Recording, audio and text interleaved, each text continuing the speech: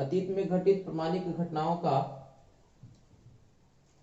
घटनाओं के अध्ययन को हम लोग क्या कहते हैं? अध्ययन को क्या कहते हैं? इतिहास कहते हैं। इतिहास कहते हैं। और इतिहास में यानी अतीत में घटित घटनाओं को एक जगह एकत्रित करने का काम किया सबसे पहले कौन? हेरोडोटस ने। और उसने एक पुस्तक लिखा जिसका नाम क्या है? हिस्टोरिका। तो हेरोडोटस इनके फादर कहे जाते हैं। हेरोडोटस को क्या कहा जाता है? इनके फादर। ठीक है, father of history. Father of history. इनका जो पुस्तक लिखा गया था वो कौन सा पुस्तक था? हिस्टोरिका। हिस्टोरिका नामक इन्होंने एक पुस्तक लिखा था। इतनी बातें समझ में आ गई। पहला सोर्स को बोलते हैं पुरातात्विक सोर्स। पुरातात्विक स्रोत। पुरातात्विक स्रोत। इसको इंग्लिश में बोलते हैं आर्कियोलॉजिकल सोर्सेस। Archaeological sources. इतनी बातें समझ में आया। तो सबसे पहला इतिहास को जानने के लिए पुरातात्विक स्रोत की बात है। पुरातात्विक का मतलब, पुरातात्विक से नाम ही से पता चल रहा है, पुरातात्विक का मतलब पुराना तत्व। कैसा तत्व? पुराना तत्व। यानी पुराना जो सामान मिले हैं, हड़प्पा सभ्यता से मिले हैं, ऋग वैदिक काल, उत्तर वैदिक काल, इन सभी चीजों से जो सामान मिले हैं, उन सभी सामानों को देख करके हम लोग ये पता करेंगे कि उस समय के लोग कैसे रहते होंगे। बात समझ रहा है ना? यानी उन लोग का रहन सहन कैसा होगा, उन लोग का जीवन कैसा होगा, उन लोगों का आर्थिक जीवन कैसा होगा, धार्मिक जीवन कैसा होगा, सामाजिक जीवन कैसे होंगे, जीवन के प्रकारों के बारे में हम लोग पता करेंगे। किनके माध्यम से? पुरातात्विक स्रोत के माध्यम से। अब ये पुरातात्विक स्रोत होते कौन कौन है उस पर ध्यान दो। पुरातात्विक स्रोत की बात करें तो पहला जो पुरातात्विक स्रोत होता है जिसे हम लोग बोलते हैं फॉसिल्स। फॉसिल्स का मतलब क्या होता है? अवशेष। फॉसिल्स का मतलब क्या होता है? अवशेष। यानी कि वहां पर, यानी अगर हड़प्पा सभ्यता की बात करें, यानी किसी भी सभ्यता के बारे में अगर जानना है तो सबसे पहले हम लोग चेक करते हैं कि वहां पर क्या क्या अवशेष मिले। अवशेष का मतलब कुछ बचा हुआ चीज। ऐसा तो नहीं कि बहुत दिन हो जाने के बाद भी कोई ना कोई चीज वहां पे रहा होगा। और उन चीजों को देख करके हम लोग इतिहास के बारे में पता करते हैं, यानी उस समय के घटनाओं के बारे में क्या करते हैं? पता करते हैं। तो पहला जो चीज हो गया वो क्या हो गया? फॉसिल्स हो गया। दूसरा एक इंपॉर्टेंट जो चीजें हैं, ध्यान देना, दूसरा जो चीज है, दूसरा जिसको बोलते हैं हम लोग, दूसरा जिसको बोलते हैं अभिलेख। क्या बोलते हैं हम लोग? अभिलेख। ये अभिलेख भी बहुत इंपॉर्टेंट चीज है। अभिलेख का मतलब होता है कुछ ना कुछ लिखा हुआ चीज का मिलना। कहीं भी कोई ना कोई चीज लिखा हुआ मिल गया तो हम लोग समझ जाते हैं कि अच्छा उस समय भी ऐसा रहा होगा। अब इस अभिलेख की बात करें तो देखो बहुत सारा अभिलेख मिला है। जैसे तुमको अशोक का मिला, अशोक का, तो अशोक की कहानियों का पता चलता है किसके बाद, किसके सहायता से? इस अभिलेख के। तो अशोक का अभिलेख है कौन कौन? दो गो अभिलेख था। एक स्तंभ शिलालेख था। शिला का मतलब पत्थर होता है और स्तंभ का मतलब सीधा। स्तंभ का मतलब सीधा हो गया। तो बहुत बड़े बड़े पत्थर पर अशोक ने क्या किया था ना, बहुत बड़ा बड़ा पत्थर पर कुछ न कुछ लिखवा दिया था अपने बारे में, ताकि अगर हम ना रहे तो लोग मेरे बारे में जान पाए। ठीक है ना? मैंने आगे आने वाली पीढ़ी लोग हमें जान पाए, उसके लिए क्या किया था कि बहुत लंबा लंबा ये एकदम स्तंभ था, बहुत बड़ा बड़ा पिलर टाइप का था, लेकिन इतना अच्छा खूबसूरत पिलर था ना, आज भी वैसा डिजाइन नहीं बनाया जा सकता था, उस समय ऐसा डिजाइन वाला मिला था। ठीक है ना? तो अशोक का स्तंभ शिलालेख और एक बृहद शिलालेख भी मिला था। कौन सा शिलालेख? बृहद शिलालेख। बृहद शिलालेख का मतलब क्या होता है? बृहद शिलालेख का मतलब, बृहद का मतलब बहुते बड़ा बड़ा, तो बहुते बड़ा बड़ा पत्थर। तो जो बहुत बड़ा बड़ा पत्थर पर जो लिखा हुआ लेख मिला ना, उसको क्या कहें? बृहद शिलालेख। अब बताओ, जो लिखा हुआ मिला स्तंभ शिलालेख, बृहद शिलालेख, ये मुख्य रूप से अगर देखा जाए तो ब्राह्मी लिपि और खरोष्टी लिपि में मिला था। ठीक है ना? ऐसे अरामाइका लिपि में भी मिला है। तो बात करते हैं कि ब्राह्मी लिपि क्या होता है। ठीक है? तो ब्राह्मी लिपि के बारे में थोड़ा सा हम लोग जानते हैं। दो बातें हैं। ब्राह्मी लिपि, तो ब्राह्मी लिपि के बारे में अगर समझे हम लोग, ब्राह्मी लिपि, तो एक तो ब्राह्मी लिपि मिला, खरोष्टी लिपि मिला। ठीक है? और एक इंपॉर्टेंट सवाल यहाँ पर पूछता है, क्या बहुत इंपॉर्टेंट, बहुत बार सवाल भी पूछा है कि ब्राह्मी लिपि का खोज किसने किया था? ब्राह्मी लिपि का खोज किसने किया था? ब्राह्मी लिपि का खोज किसने किया था, पता है? कौन किया था? हाँ, ब्राह्मी लिपि का खोज की बात कहेगा ना, दो चीज कहेगा कि खोजा किसने और पढ़ा किसने। खोजने की बात करेगा तो टी पैंथलर खोजा था। ब्राह्मी लिपि का खोज किसने किया था? टी पैंथलर। कब किया था? टी पैंथलर ने किया था। और इसको ये खोजने वाला था। अब बताइए, खोज लेने से क्या ये पढ़ लिया था? नहीं, पढ़ नहीं पाया था, ये भी पढ़ा नहीं था। टी पैंथलर खोजा, लेकिन पढ़ा किसने? पढ़ने की बात है तो इसको पढ़ा जेम्स प्रिसेप। पढ़ा किसने? जेम्स प्रिसेप ने पढ़ा था। नाम क्या है? पढ़ा किसने अगर पूछेगा, पढ़ा किसने अगर पूछेगा तो क्या बताएंगे? हाँ, तो पढ़ा किसने तो थोड़ा सा ध्यान रखना, जेम्स प्रिसेप। James Prinsep. और ये कब पढ़ा? तो बहुत ही आसान है, 18 दूनी 36 1 कितना होता है? 37। यानी 1837 ईस्वी में इन्होंने क्या किया? पढ़ा था। ठीक है ना? यानी हम लोग कह सकते हैं ब्राह्मी लिपि को खोजा किसने? टी पैंथलर ने। और इसको पढ़ा पहली बार किसने? पहली बार पढ़ने वाले व्यक्ति कौन है? जेम्स प्रिंसेप है। जो कब खोजा? जब कब पढ़ा? 1837 ईस्वी में ब्राह्मी लिपि को पढ़ा। इससे पहले किसी ने पढ़ा नहीं। अब ये ब्राह्मी लिपि और दूसरा क्या बताया? खरोष्टी लिपि। अच्छा, इसमें सबसे इंपॉर्टेंट तो जब अच्छा लेवल का अगर एग्जाम दोगे ना तो जानते हो क्या पूछेगा? अच्छा लेवल के एग्जाम पूछा कि ब्राह्मी लिपि बताओ कि लिखा कैसे जाता है, बाएं से दाएं कि दाएं से बाएं? या तो खरोष्टी पूछेगा कि बाएं से दाएं, तो लड़कन बड़ी कंफ्यूज में रहता है। लड़कन को बहुत कंफ्यूजन रहता है। कंफ्यूजन क्या रहता है? अब लड़कन रट लिया है कि इसको बाएं से दाएं और दाएं से बाएं, तो वहां तो कंफ्यूजन होगा, क्योंकि ऑप्शन में कह देगा कि निम्नलिखित में कौन सा लिपि बाएं से दाएं लिखा जाता है, और ऑप्शन रहेगा ब्राह्मी लिपि और ऐसे खरोष्टी लिपि दे देगा। बात समझ रहे हो ना? चलो देखो, ध्यान से देखना। ब्राह्मी लिपि को लिखा कैसे जाता है? बाएं से दाएं कि दाएं से बाएं? कैसे लिखा जाता है बताओ तो? बाएं से दाएं कि दाएं से बाएं? दाएं से बाएं। बाएं से दाएं, उसके बाद खत्म होने के बाद फिर। हाँ, तो देखो याद करना बहुत ही आसान है, कुछ नहीं, रटने की जरूरत नहीं है। ब्राह्मी लिपि का मतलब ब से हो गया, तो ब से होता है बायां, तो ये बायां से दायां लिखा जाता है। यानी बाएं से दाएं लिखा जाता है कौन? ब्राह्मी लिपि, बाएं से दाएं। लेकिन अगर खरोष्टी पूछेगा तो बाकी उल्टा लिख देना है। तो खरोष्टी लिपि के बारे में पूछेगा ना तो दाएं से बाएं लिखा जाता है, दाएं से बाएं लिखा जाता है। बात समझ में आ गया?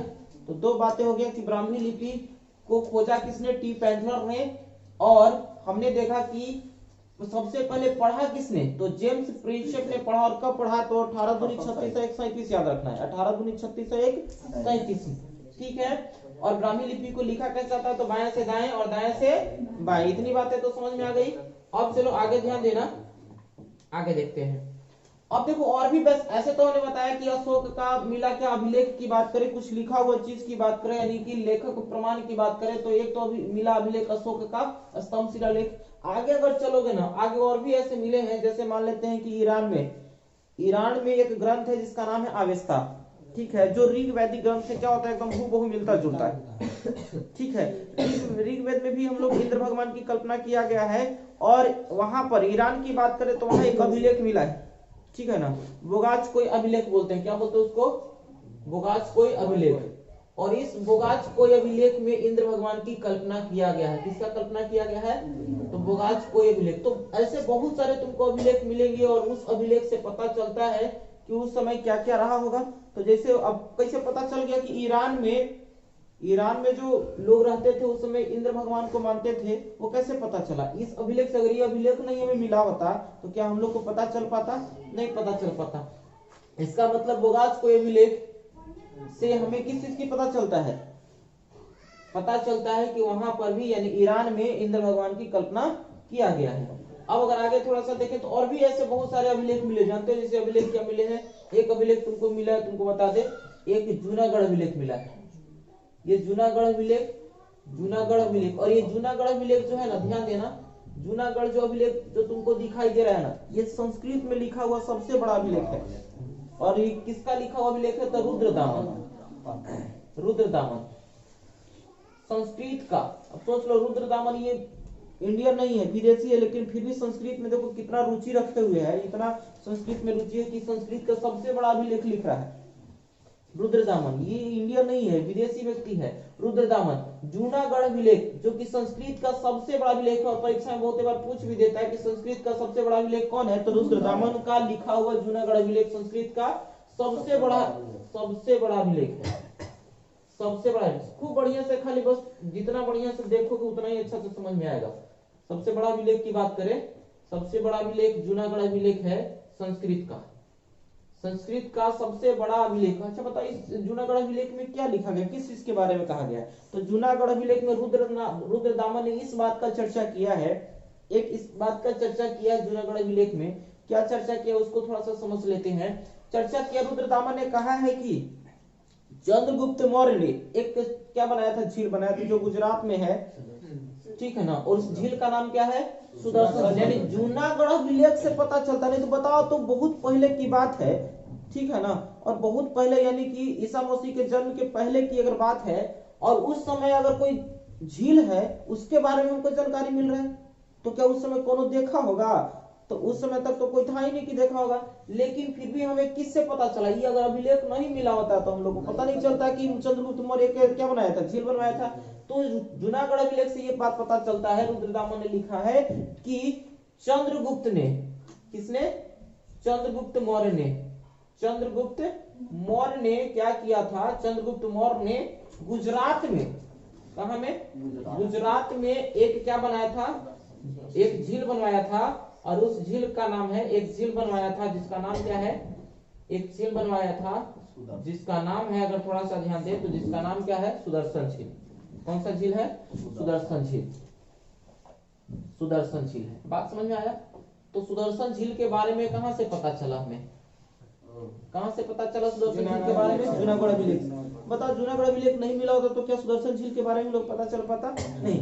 तो जूनागढ़ अभिलेख से ये पता चला कि सबसे पहली बार अगर झील का निर्माण की बात करें तो चंद्रगुप्त मौर्य ने झील बनवाया था जो गुजरात में था, जिस झील का नाम क्या है, सुदर्शन झील। भारत में अगर सबसे पहले झील की बात करेगा तो कौन बनवाया, चंद्रगुप्त मौर्य ने। लेकिन अगर बात करें कि भारत में सबसे पहली बार नहर किसने बनवाया, तो भारत में सबसे पहली बार नहर किसने बनवाया, तो जीएसटी ने। जीएसटी मतलब गयासुद्दीन तुगलक। गयासुद्दीन तुगलक ने सबसे पहली बार नहर बनवाया। लेकिन अगर पूछा कि सबसे ज्यादा नहर किसने बनवाया, तो फिरोज शाह तुगलक, एफएसटी ने सबसे ज्यादा नहर बनवाया, ठीक है ना। एफएसटी यमुना और सतलज नदी पर 5 क्या बनाया था, 5 नहर बनवाया था, ठीक है ना। और उन्होंने बहुत सारे शहर का स्थापना भी करवाया था, किसने, फिरोज शाह तुगलक ने। बात समझ में आ रहा है? तो ये तो फिरोज शाह तुगलक। तो बताओ, सबसे पहले 2 सवाल बनते हैं। एक तो सवाल बनेंगे कि सबसे पहला झील किसने बनवाया, तो चंद्रगुप्त मौर्य ने। ये कहां से पता चला, तो कहना कि जूनागढ़ अभिलेख पढ़े थे, उसमें लिखा था कि सबसे पहले कौन बनवाया था, चंद्रगुप्त मौर्य बनवाया था। और उसमें एक बात और लिखा गया कि बना तो दिया चंद्रगुप्त मौर्य, तो बताओ झील बनाएगा तो खराब होगा कि नहीं होगा, ऐसी बात है, खराब होगा। तब जब सुदर्शन झील खराब हुआ तो कहा कि सबसे पहले मरम्मत जो करवाया था ना वो अशोक है। तो पूछ देगा कभी कभी, देखो सवाल अजीब तरह से पूछता है, तुम कल्पना भी नहीं करेगा इसलिए सवाल पूछेगा। पूछ देगा कि बताओ सुदर्शन झील का सबसे पहले मरम्मत किसने करवाया था, तो सबसे पहले जो मरम्मत करवाया था वो कौन करवाया था, अशोक ने। तो अशोक ने सबसे पहले मरम्मत करवा दिया, ठीक है ना। सुदर्शन झील का मरम्मत किसने करवाया सबसे पहले, मरम्मत की बात करेंगे तो सबसे पहले मरम्मत की बात करेंगे तो किसने मरम्मत करवाया, अशोक ने। और रुद्रदामन ने ये लिखा कि चंद्रगुप्त मौर्य ने एक झील बनवाया जिसका नाम क्या था, सुदर्शन झील, और सबसे पहले जो मरम्मत करवाया वो कौन है, अशोक है। अशोक के बाद दूसरा रुद्रदामन कह रहा है कि दूसरा हम भी इसका मरम्मत करवाया। रुद्रदामन अपने बारे में भी लिखा है, पहला व्यक्ति तो ये अशोक है जो कि क्या किया, सुदर्शन झील का मरम्मत करवाया। दूसरा क्योंकि फिर से खराब हो गया था, इस चलते दूसरा हम भी करवा दिए, और दूसरा हम करवाए, इसका मतलब हो गया कि दूसरा मरम्मत करवाने वाला व्यक्ति कौन है, रुद्रदामन है। और आगे यह भी वर्णन किया गया है कि आगे जो है, आगे इसका सबसे अंतिम बार जो इसका मरम्मत करवाएगा वो कौन है, स्कंदगुप्त है। कौन है, स्कंदगुप्त। बात है, समझ में आ रहा है? तो सबसे पहले मरम्मत करवाने वाला व्यक्ति कौन, अशोक। दूसरा व्यक्ति रुद्रदामन। कहानी सुनेंगे तो इनकी कहानियों में भी चर्चा करेंगे, लेकिन अभी पहले समझ लेते हैं कि आगे हिस्ट्री को पढ़ते कैसे हैं। उसके लिए पूरा तात्विक स्रोत की जानकारी होना चाहिए, और उसके लिए कुछ अवशेष अगर मिलेगा तो उससे हम लोग इतिहास की बात जान पाएंगे। और दूसरा हम लोगों ने देखा कि और इतिहास की बात जानना है तो सबसे इंपॉर्टेंट चीज अभिलेख होता है। कुछ लिखा हुआ चीज मिल जाएगा तो तुमको पता चल जाएगा। अब घर में अगर मान लेते किसी घर में गया कोई चीज लिखा हुआ मिल गया, कोनो लेटर मिला, मान लेते लव लेटर मिल गया, तो तुम समझ गया कि लगता है कि लड़का कोई से प्रेम करता होगा। दिमाग लगाया कि नहीं लगाया? तो जाहिर सी बात है, तो कुछ ना कुछ मिलेगा ना तो तुम दिमाग जरूर लगा लेगा। बात समझ रहा है? तो जब तक कुछ मिलेगा नहीं दिमाग नहीं लगाएगा। तो जो अभिलेख मिला ना, उस अभिलेख से हम लोग ने भी दिमाग लगाया, उसको पढ़ लिए तो आसानी से समझ में आ गया कि एक्चुअली कहना क्या चाहता है। तो संस्कृत में लिखा है तो आराम से पढ़ लिए, कोनो दिक्कत नहीं हुआ। लेकिन देखो जूनागढ़ अभिलेख के बाद एक और अभिलेख मिला है जिसका नाम क्या है, ध्यान देना, बताते हैं। कुछ अभिलेख के बारे में चर्चा कर लेते हैं। एक और अभिलेख मिला जिसको बोलते हैं हम लोग, एक और अभिलेख मिला है जिसको बोलते हैं हम लोग, ध्यान देना, एक अभिलेख मिला है जिसको बोलते हैं हाथी गुम्फा अभिलेख। क्या बोलते हैं? हाथी गुम्फा अभिलेख। हाथी गुम्फा अभिलेख ये कहां से मिला है? तो ये मिला है तुमको उड़ीसा वाला सेक्टर से, ठीक है ना। तो उड़ीसा वाला सेक्टर यानी कलिंग से मिला है हाथी गुम्फा अभिलेख। अब इस अभिलेख में क्या, तो वहां पर एक वंश का उदय होगा जिस वंश का नाम है क्या? चेदी वंश। चेदी वंश के संस्थापक कौन है? महामेघवाहन। चेदी वंश के संस्थापक है महामेघवाहन। और वहां से एक अभिलेख मिला और चेदी वंश की एक प्रतापी शासक है जिसका नाम क्या है? खारवेल। क्या है? खारवेल। और खारवेल ने इस हाथी गुम्फा अभिलेख में इस बात का चर्चा किया है कि हमसे पहले, सबसे पहले क्या किया था कि महापद्मनंद, जो कि नंद वंश के क्या है? संस्थापक हैं। नंद वंश के संस्थापक कौन है? महापद्मनंद। और महापद्मनंद नंद वंश के संस्थापक है। उस समय वो क्या किया था कि उड़ीसा पर यानी कलिंग पर हमला करके क्या किया था कि वहां एक मूर्ति था, जैन तीर्थंकर की मूर्ति थी, और जैन तीर्थंकर की मूर्ति वहां से चुरा के लेके चला है। तो इसके बारे में पता चलता है कि महापद्मनंद क्या था? मूर्ति चोर भी था। मूर्तियों चुरा के ले भाग, देखा कि देखे में सुंदर लग रहा है तो लेके भाग गया, समझ रहा है ना। तो वहां से लेके चल गया और जाने के बाद अब तो चला गया कहाँ? तो महापद्मनंद तो मगध में था। मगध मतलब बिहार वाला सेक्टर में था। अब बहुत दिन के बाद इसको जब दिमाग खराब हुआ ना तो खारवेल क्या किया? मगध पर हमला कर दिया। हमला कर करके और वहां से जो जैन तीर्थंकर की मूर्ति जो चुरा कर ले गया था महापद्मनंद, वो क्या किया? फिर वहां से वापस लेकर के कहां चलाया? कलिंग। इससे ये भी पता चलता है कि खारवेल जो है किस धर्म को मानता होगा? जैन धर्म को मानता होगा। चूंकि अब बताओ कोई मूर्ति के लिए अगर कहीं हमला कर रहा है, किसके लिए भाई? तो जैन तीर्थंकर की मूर्ति है, ठीक है, और उनकी मूर्ति को अगर लेके आ रहा है, उसके लिए कहीं हमला कर रहा है, इसका मतलब है कि एकदम जैन धर्म का ही पक्का एकदम भक्त होगा। यानी एक्चुअली ये जैन धर्म को मानता होगा। और परीक्षा में कभी कभी पूछ देगा कि खारवेल किस धर्म को मानता था।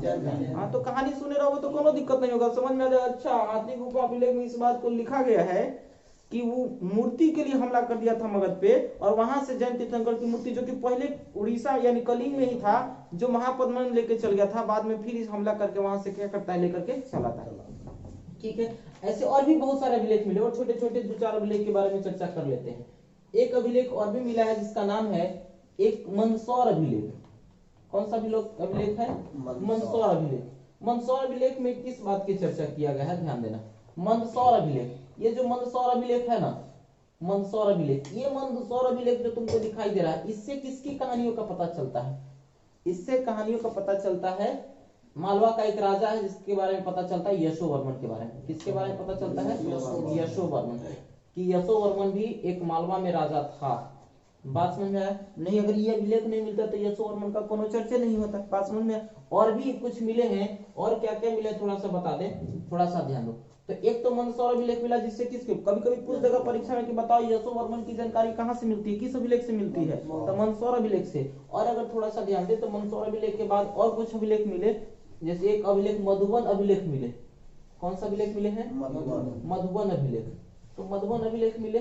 मधुबन के साथ साथ एक और अभिलेख मिले हैं जिसको बोलते हैं वंशखेड़ अभिलेख। ये दोनों एक ही जगह से मिले हैं और ये दोनों से पता चलता है वंशखेड़ अभिलेख। और इन अभिलेखों से पता चलता है किसके बारे में? इन दोनों अभिलेख से पता चलता है कि भारत में चूंकि मालवा और मगध दोनों वाला कुछ सेक्टर था और उस समय एक वंश का उदय हुआ था और उस वंश में उत्तरगुप्त। कौन सा वंश? उत्तरगुप्त। और उत्तरगुप्त वंश में ही प्रतापी राजा, दो प्रतापी राजा थे, एक तो आदित्य सेन है, एक प्रतापी राजा कौन है? आदित्य सेन। तो इन सभी के बारे में पता कहाँ से चलता है कि कौन क्या है? हाँ, तो किसी भी राजा के बारे में पता करना हो तो उन सभी का पता चलता है लिखे हुए कुछ न कुछ अभिलेख से, ठीक है। अगर ये अभिलेख नहीं मिलता तो हम लोग को पता भी नहीं चलता, ठीक है। और सोच लो कभी कभी क्या होगा ना ये देखो इस समय अब मान लेते अशोक बहुत बड़का स्तंभ अभिलेख बनाया। बताओ अशोक बात लिखता होगा तो सबसे ऊपरी लिखेगा कि सबसे नीचे लिखेगा?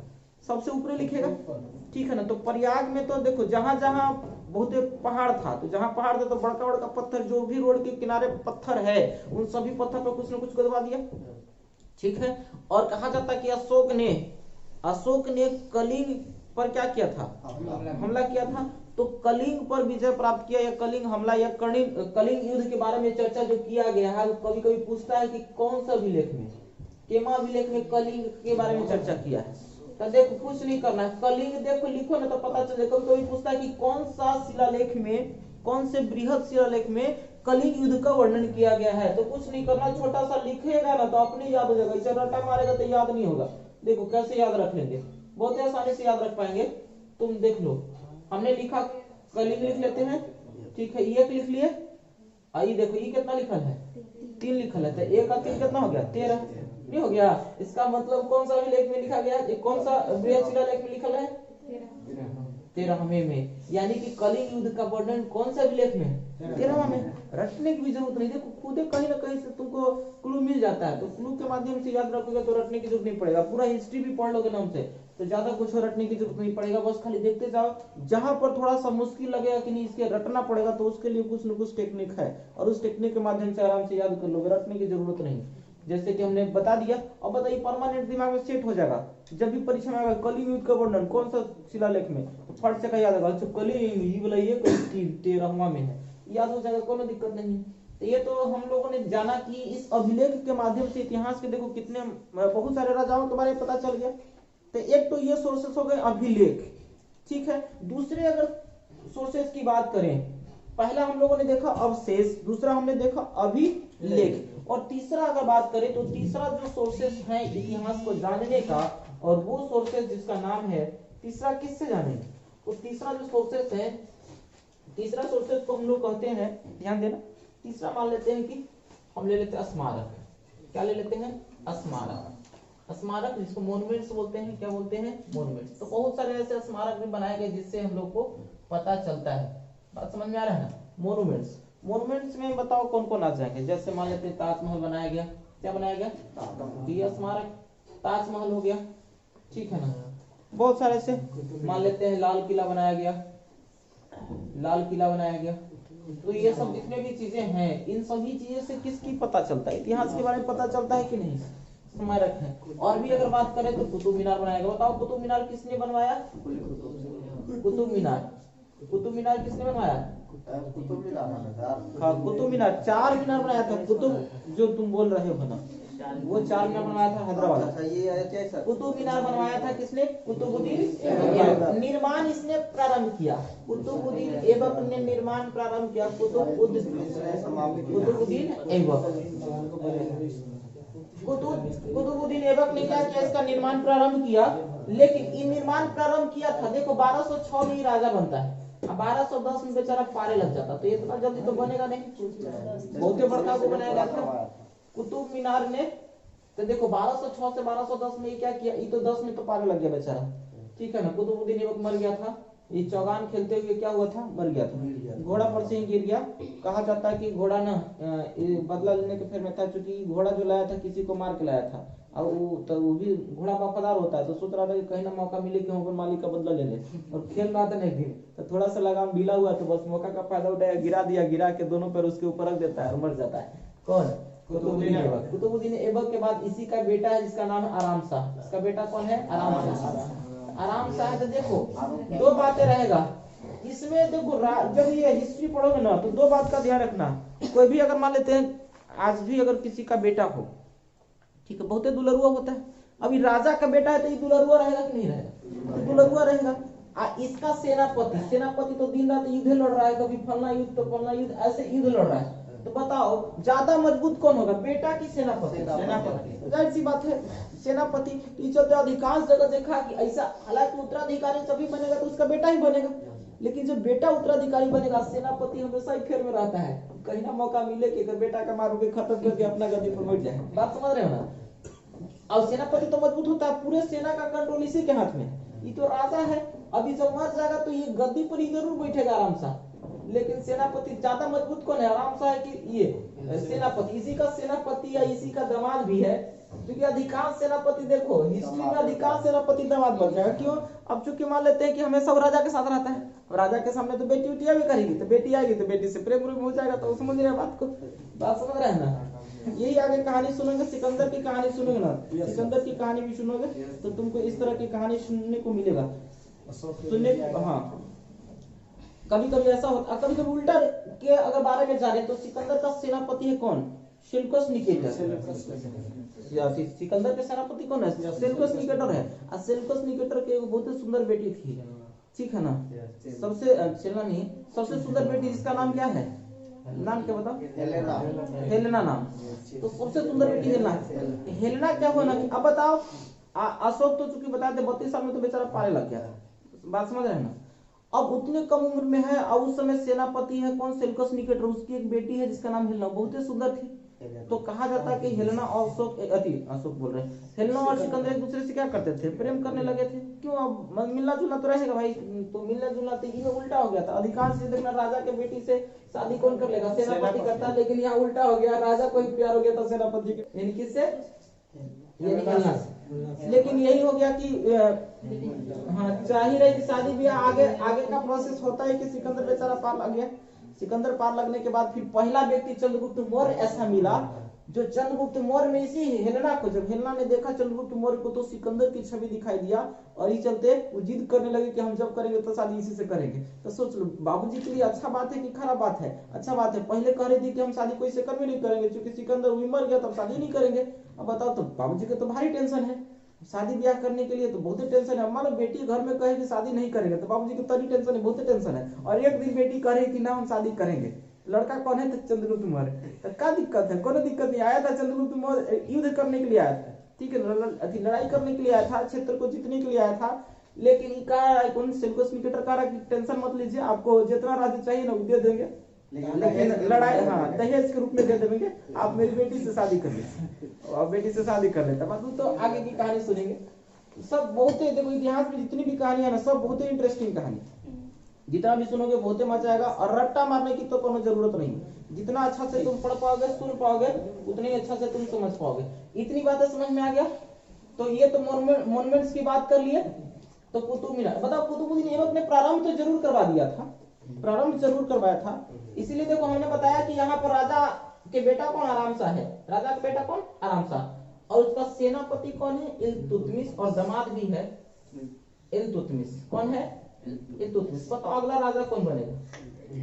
राजा तो जाहिर सी बात है कि ये आराम शाह ही बनेगा, लेकिन क्या ज्यादा दिन तक चलेगा? नहीं चलेगा। इसको मार के कहेंगे गद्दी पर अपने जाते हैं। तो अधिकांश ऐसा ही होता है, बेटा बनेगा एक आध दो दिन के लिए बनेगा, और नहीं तो कोई तो पहले ही बैठे से पहले ही पार लगा। जैसे राजा मरे तो एक पार लगा दिया, पार लगा के फिर अपने गद्दी बैठ गए। तो अधिकांश जगह देखना तो दामाद चूंकि सेनापति ज्यादा मजबूत होगा, जाहिर सी बात है, बेटा तो दुलरुआ होता है, उतना मजबूत हो ही नहीं सकता है। किसी भी राजा का बेटा उतना मजबूत नहीं होगा जितना कि उसका सेनापति। लेकिन किसी का सेनापति बहुत ही ईमानदार है, तो कोनो दिक्कत नहीं। जैसे हम आपके बाबूजी का सेवा करते थे उसी तरह से आपका भी सेवा करेंगे, तो नहीं कोई ने मारा और नहीं तो अधिकांश तो मार ही देता है, ठीक है ना? तो ऐसे इसकी में कहानी तुमको सुनने को मिलेंगे, बहुत सारे कहानी सुनने को मिलेंगे।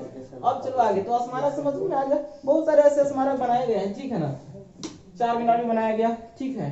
चार मीनार को किसने बनवाया था? कुल कुतुब शाह। चलो अब समुद्रगुप्त ने जो सिक्का बनवाया, उस सिक्का पर क्या किया? एक वीणा का फोटो बनाया। तो बहुत सारे ऐसे देखा देखी फोटो बनवाएंगे। कोई सिक्का चलाएगा तो सोना का सिक्का चलाएगा, कोई शीशा का सिक्का चलाने वाले सबसे पहला जो व्यक्ति सातवाहन, ठीक है, उसने शीशा का सिक्का चलवाया था। बात समझ आ रहा है? तो सिक्का से पता चलता है। और एक और इम्पोर्टेंट जो बात है, जो चौथा ये हो गया सिक्का, पांचवा जिसे मूर्ति कहते हैं, यानी मूर्तियों से भी पता चलता, स्टैचू, मूर्तियों से पता चलता है, यानी स्टैचू से पता चलता है। स्टैचू से क्या पता चलता है?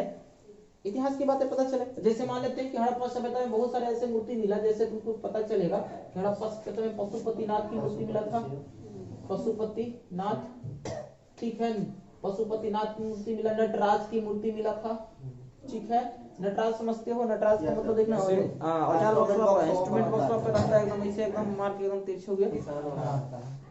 तो नटराज की मूर्ति मिला, इसी में पुरोहित की भी मूर्ति मिला, पुरोहित राजा की मूर्ति मिला। ऐसे बहुत सारे तुमको मिलेगा, और उन मूर्तियों से पता चलता है कि इतिहास में क्या क्या रहा होगा, ठीक है ना। जैसे कि कांसे की नर्तकी मिली, अगर ध्यान दे तो आगे मोहनजोदड़ो से हमें क्या प्राप्त हुआ था, कांसे की नर्तकी। और जो मोहनजोदड़ो से कांसे की जो नर्तकी प्राप्त हुई थी, इस नर्तकी से क्या पता चला कि हड़प्पा सभ्यता में भी लोग डांस उस किया करते होंगे, ठीक है ना। तो ये कांसे की नर्तकी मिली। और भी बहुत सारे, जैसे बहुत सारे यहाँ पे देखो, यहाँ पर क्या मिले, बहुत सारे इंसानों का कंकाल भी मिला है। तो कंकाल से पता चला बहुत सारे, अगर एक जगह कंकाल मिलेंगे तो क्या समझा जाएगा, समझा जाएगा कि इस पर कोई आकर के हमला कर दिया, सब कोई एक के साथ मार करके चला गया, ये भी मिला अति पता चल। तो इतिहास की बातें, तो हड़प्पा सभ्यता के पतन के बारे में पता चलता है दो कारणों से कि हड़प्पा सभ्यता का आखिर पतन कैसे हुआ, तो वो तो हड़प्पा सभ्यता में बता ही देंगे। तो मूर्तियों से कैसे कैसे पता चला, तो पशुपतिनाथ, नटराज, पुरोहित राजा की मूर्ति, कांसे की नर्तकी, ऐसे बहुत सारे। जैसे अब मान लेते हो कि कहीं कहीं क्या मिला, अति जो हल होता है ना, हल के खिलौने की आकृति मिला, ठीक है ना। हल के जैसा खिलौना बना, हल की आकृति नहीं दिया, मिला है खिलौना। कहीं कहीं से एकदम जुता हुआ खेत की आकृति मिला। तो इन सभी से क्या पता चलता है, जुते हुए खेत की आकृति मिला, इसका मतलब ये पता चलता है कि उस समय में लोग खेती किया करते थे, ठीक है। हल का चित्र मिला, इसका मतलब हल से उस समय परिचित थे। तो ये सभी चीजें पता चलती है मूर्तियों के आधार पर, हम लोग कर सकते हैं कि इतिहास में क्या क्या हुआ होगा। अब अगर चले, ये तो हम लोग एक कैटेगरी, ये सब किस सोर्सेस में आते हैं, पुरातात्विक सोर्स।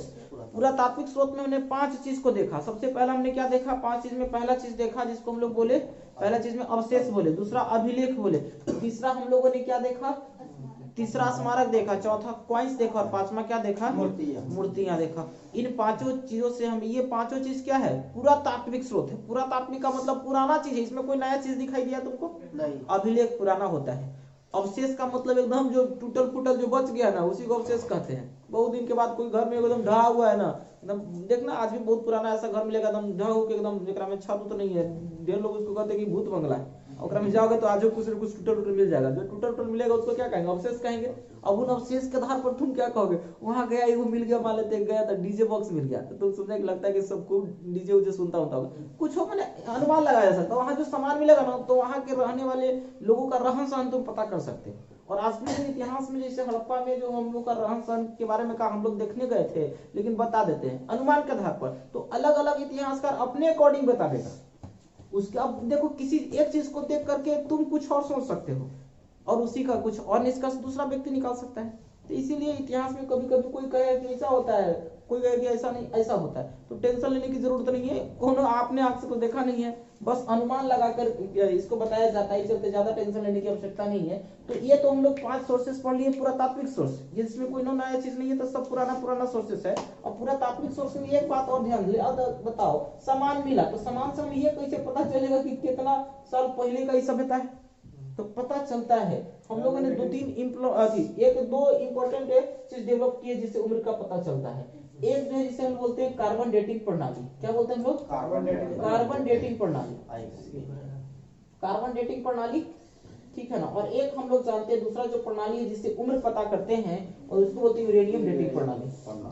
तो यूरेनियम डेटिंग प्रणाली, तो 2 डेटिंग प्रणाली समझ में आ गया। ये 2 डेटिंग प्रणाली से कभी कोई परीक्षा में पूछता है कि अगर चट्टानों का उम्र पता करना है तो किससे पता करेंगे, तो तुम खुद से सोच लो।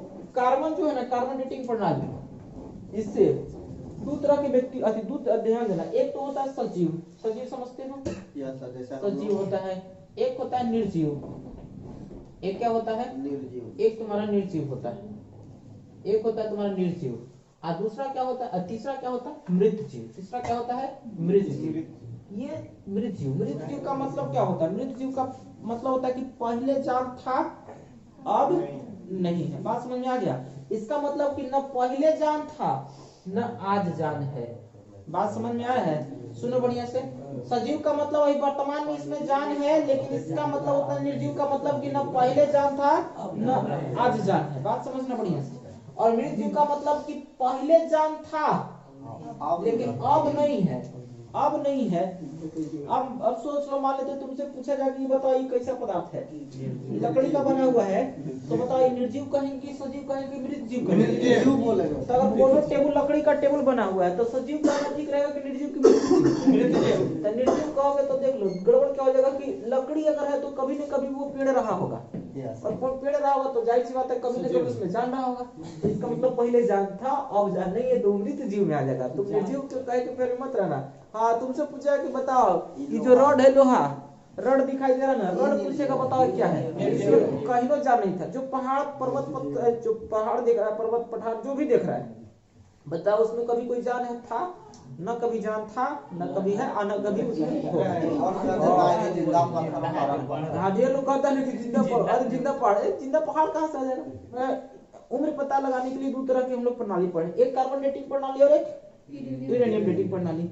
यूरेनियम कहाँ से प्राप्त होता है? यूरेनियम देखना, पत्थर उथर से, पत्थर में ही यूरेनियम पाया जाता है। इसका मतलब है कि पत्थर में जब यूरेनियम पाया जाता है तो पत्थरों का अगर उम्र पता करना होगा तो किससे पता करेंगे? यूरेनियम डेटिंग प्रणाली से। तो अगर पत्थरों का उम्र पता करना है यूरेनियम डेटिंग प्रणाली से अगर यूज करेंगे, और पत्थर कौन सा है, मृत जीव है कि निर्जीव है कि सजीव है, तो वो निर्जीव है। यानी हमने एक बात देखा कि निर्जीव वस्तुओं का अगर उम्र पता करना हो, निर्जीव वस्तुओं का अगर उम्र पता करना हो, तो इसके लिए कौन सा डेटिंग प्रणाली? यूरेनियम डेटिंग प्रणाली का यूज करेंगे, यूरेनियम डेटिंग प्रणाली का यूज करेंगे। लेकिन अगर सवाल तुमको पूछेगा कि बताओ अगर कोई मृत जीव है, मतलब पहले जान था अब खत्म हो गया, तो वैसे चीजों को अगर चेक करना हो तो बताओ किससे पता करेंगे? कार्बन डेटिंग प्रणाली से। अब इन दोनों पर प्रणाली से हम लोग ये पता कर लिए, जैसे मान लेते हैं कि हड़प्पा सभ्यता में कुछ सामान मिला, तो इसका उम्र पता किए तो पता चलो कि ऋतु 2000 ईसा मसीह के जन्म के 2000 साल पहले की बात है, पहले का ही चीज है। तो इसे हम लोग अनुमान लगा ले कि अच्छा इसका मतलब हड़प्पा सभ्यता आज की बात नहीं है, ईसा मसीह के जन्म के 2000 साल पहले चले जाओ, उस समय हड़प्पा सभ्यता का क्या हुआ, विकास हुआ था। ऐसा हम लोग पता कर लेते हैं किसके माध्यम से? यूरेनियम डेटिंग प्रणाली और कार्बन डेटिंग प्रणाली। यूरेनियम डेटिंग प्रणाली से किसका उम्र पता करते हैं? निर्जीव का। और कार्बन डेटिंग प्रणाली से किसका? जैसे कोई पेड़ मान लेते हैं, जैसे मान लेते पेड़ है, चाहे पेड़ अंदर दब गया या किसी भी वजह से पेड़ है, अब उसका उम्र पता करना है, तो पेड़ तो पहले जिंदा था ना, अब तो मर गया, लेकिन फिर भी उसका उम्र किससे पता चल जाएगा? कार्बन डेटिंग प्रणाली। ये साहित्यिक स्रोत जानते हैं, एक तरह के नहीं होता है, दो तरह के होता है। एक तो धार्मिक हो सकता है, एक धार्मिक हो सकता है। धार्मिक ये साहित्यिक स्रोत मतलब साहित्यिक यानी जो धर्म, ये जो ग्रंथ मिले हैं, जो पुस्तकें मिले, वो पुस्तक दो प्रकार का हो सकता है। एक तो धर्म से संबंधित हो सकता है, जिसे धार्मिक बोलेंगे, तो एक धार्मिक हो सकता है, और दूसरा क्या हो जाएगा? गैर धार्मिक, जिसको धर्म से कोनो मतलब नहीं। ठीक है। अब जैसे धार्मिक में अगर बात करें तो धार्मिक में बहुत सारे पुस्तक मिला है, ठीक है। जैसे मान लेते महाभारत को किसने लिखा? महाभारत किसने लिखा? रामायण किसने? रामायण चलो, महाभारत किसने लिखा? वेद व्यास ने लिखा। वेद व्यास ने लिखा। और बताओ रामायण किसने लिखा? वाल्मीकि ने लिखा। महर्षि लगता है, महर्षि लोग बहुत खतरनाक होते हैं। पहले वाल्मीकि पहले ही डाकू थे, ठीक है। महर्षि देखो रामायण लिख दिया, समझ रहे हो ना? तो महाभारत वेद व्यास लिखे और रामायण, तो महाभारत बताओ, महाभारत में बताओ कितने चैप्टर हैं, मतलब कितने दिन तक इसका युद्ध चला? 18 दिन तक चला। कितने दिन तक चला? 18। और भी ऐसे बहुत सारे, जैसे मान महाभारत मिला, रामायण मिला, पुराण मिला। क्या मिला? पुराण है, कुरान है, गीता है, ठीक है। पुराण गीता, ये सब धर्म से जुड़ा हुआ है। बताओ ये सब धर्म से जुड़ा हुआ है कि नहीं है? फिर तुमको पुस्तक बाइबिल मिला। क्या मिला? बाइबिल बताओ किसका पुस्तक है? हाँ, ईसा मसीह। हाँ, ईसा मसीह कोई भगवान जी दिए थे किताब, कहते कि ले जाओ, इसमें जो बात लिखल जाके प्रचार करो सगरो, ठीक है। अब बात समझ रहे हैं? प्रचार करने के लिए इनको भेज दिया गया, तो इन लोग क्या किया? अपने से मान लेते हैं कि तुमको क्या किया, जब तुम एक साधारण व्यक्ति हो, आज साधारण व्यक्ति हो, तुम किसी मंदिर के पास ऐसी खूब तपस्या करने में लगल हो। तपस्या करते करते क्या हुआ कि अचानक रियल में तुम्हारे पास कोई भगवान आया, चाहे कोई ऐसा व्यक्ति आया, कोई अदृश्य व्यक्ति आया जो तुमको दिखाई दिया और किसी को दिखाई नहीं दिया, और ये वो पुस्तक तुमको दिए क्योंकि देखो बाबू हम भगवान जी हैं। ये पुस्तक क्या करना है कि इसमें सब बात लिखल है कि लोगों को कैसे जीना है, कैसे चलना है, कैसे क्या करना है, सब बात इसमें लिखल है। तुम सभी को जा करके समझाओ, और किताब देख करके अदृश्य हो जाएंगे, तो तुम तो समझेगा तो सही ओरिजिनल भगवान थे, आए दे के चले गए, अदृश्य हो गए, पता ही नहीं चले कार्य चले गए। अब तो तुम तो समझ गए कि एकदम ओरिजिनल दिए, तो तुमने उसको पढ़ा। अब पढ़ करके उन्हीं सभी बातों को तुम बगल वाला बताओ। तुमको जो भी फ्रेंड मिला, सबसे पहले तो अपने दोस्तों के पास जाओगे, दोस्त के पास जाओ और कहो कि देखो बाबू हमको ये पुस्तक भगवान जी दिए हैं, बात नहीं करो, देखो हमको ये पुस्तक भगवान जी दिए हैं, ठीक है ना? कहो तो अब मान लेते हैं कि तुम बाहर बैठे हुए हो, सुनो बढ़िया से, बाहर बैठे हुए हो और तुमको भगवान जी पुस्तक दे दिया। भगवान जी पुस्तक देने के बाद तुमको कहे कि जाओ इसको जाकर लोगों के बीच में बताओ जाकर के, तो तुम तो जाहिर सी बात है तुम तो जाके बताओगे ही कि तुमको तो भगवान जी दिए, तुमको तो पूरा भरोसा है कि भगवान जी ही दिए हमको। और तुम जाकर के लेकर के जाके कह रहे बाहर कि देखो भाई इसमें लिखो है मुर्गा खाना नहीं है, ठीक है, मुर्गा नहीं खाना, मटन नहीं खाना, चिकन नहीं खाना, मछली सब खाना एकदम माने पाप वाला काम है, ये सब करोगे तो एकदम नरक में जाओगे। ये सब बात लिखल है इसमें, वही बात बता रहे हैं। अगला दिन से तुम्हारा कहेंगे देखे थे कि पहले तुम्हारे यहाँ भी लोग खाते थे, आज तुम आज चल रहे हो प्रवचन देते, दो चार को मिलकर उसको सब धो देगा बढ़िया से, तो वो समझ रहे हो ना। और ईसा मसीह को भी जब पुस्तक बाइबिल, जब भगवान जी बाइबिल देकर कहे कि जाके प्रचार करो, तो इहो बेचारे चल दिए प्रचार करने के लिए। तो प्रचार करने के लिए चल दिए तो लोगों को बहुत गुस्सा आया, तो सब पकड़ के इसको ये वाला इसको क्रॉस में कहते हैं ना, क्रॉस में पकड़ के उसको चारों तरफ कांची ठोक दिए और ठोक के लटका दिए, मार दिए बेचारा को। लेकिन पता क्या चला कि आज हमारे कल फिर से जिंदा हो गए। अब बताओ जिंदा हो गए तो कल लोगों के बीच में फिर चलाए। अब आ गए तो देख रहे सब लोग देख करके बहुत हैरान हुए, ये कहाँ से आ गया भाई, कल तो हम इसको लटका दिए थे। सब लोग छू छू के देखा कि भूत तो नहीं, छू के देखा ओरिजिनल है, बात समझ रहा है, ओरिजिनल है।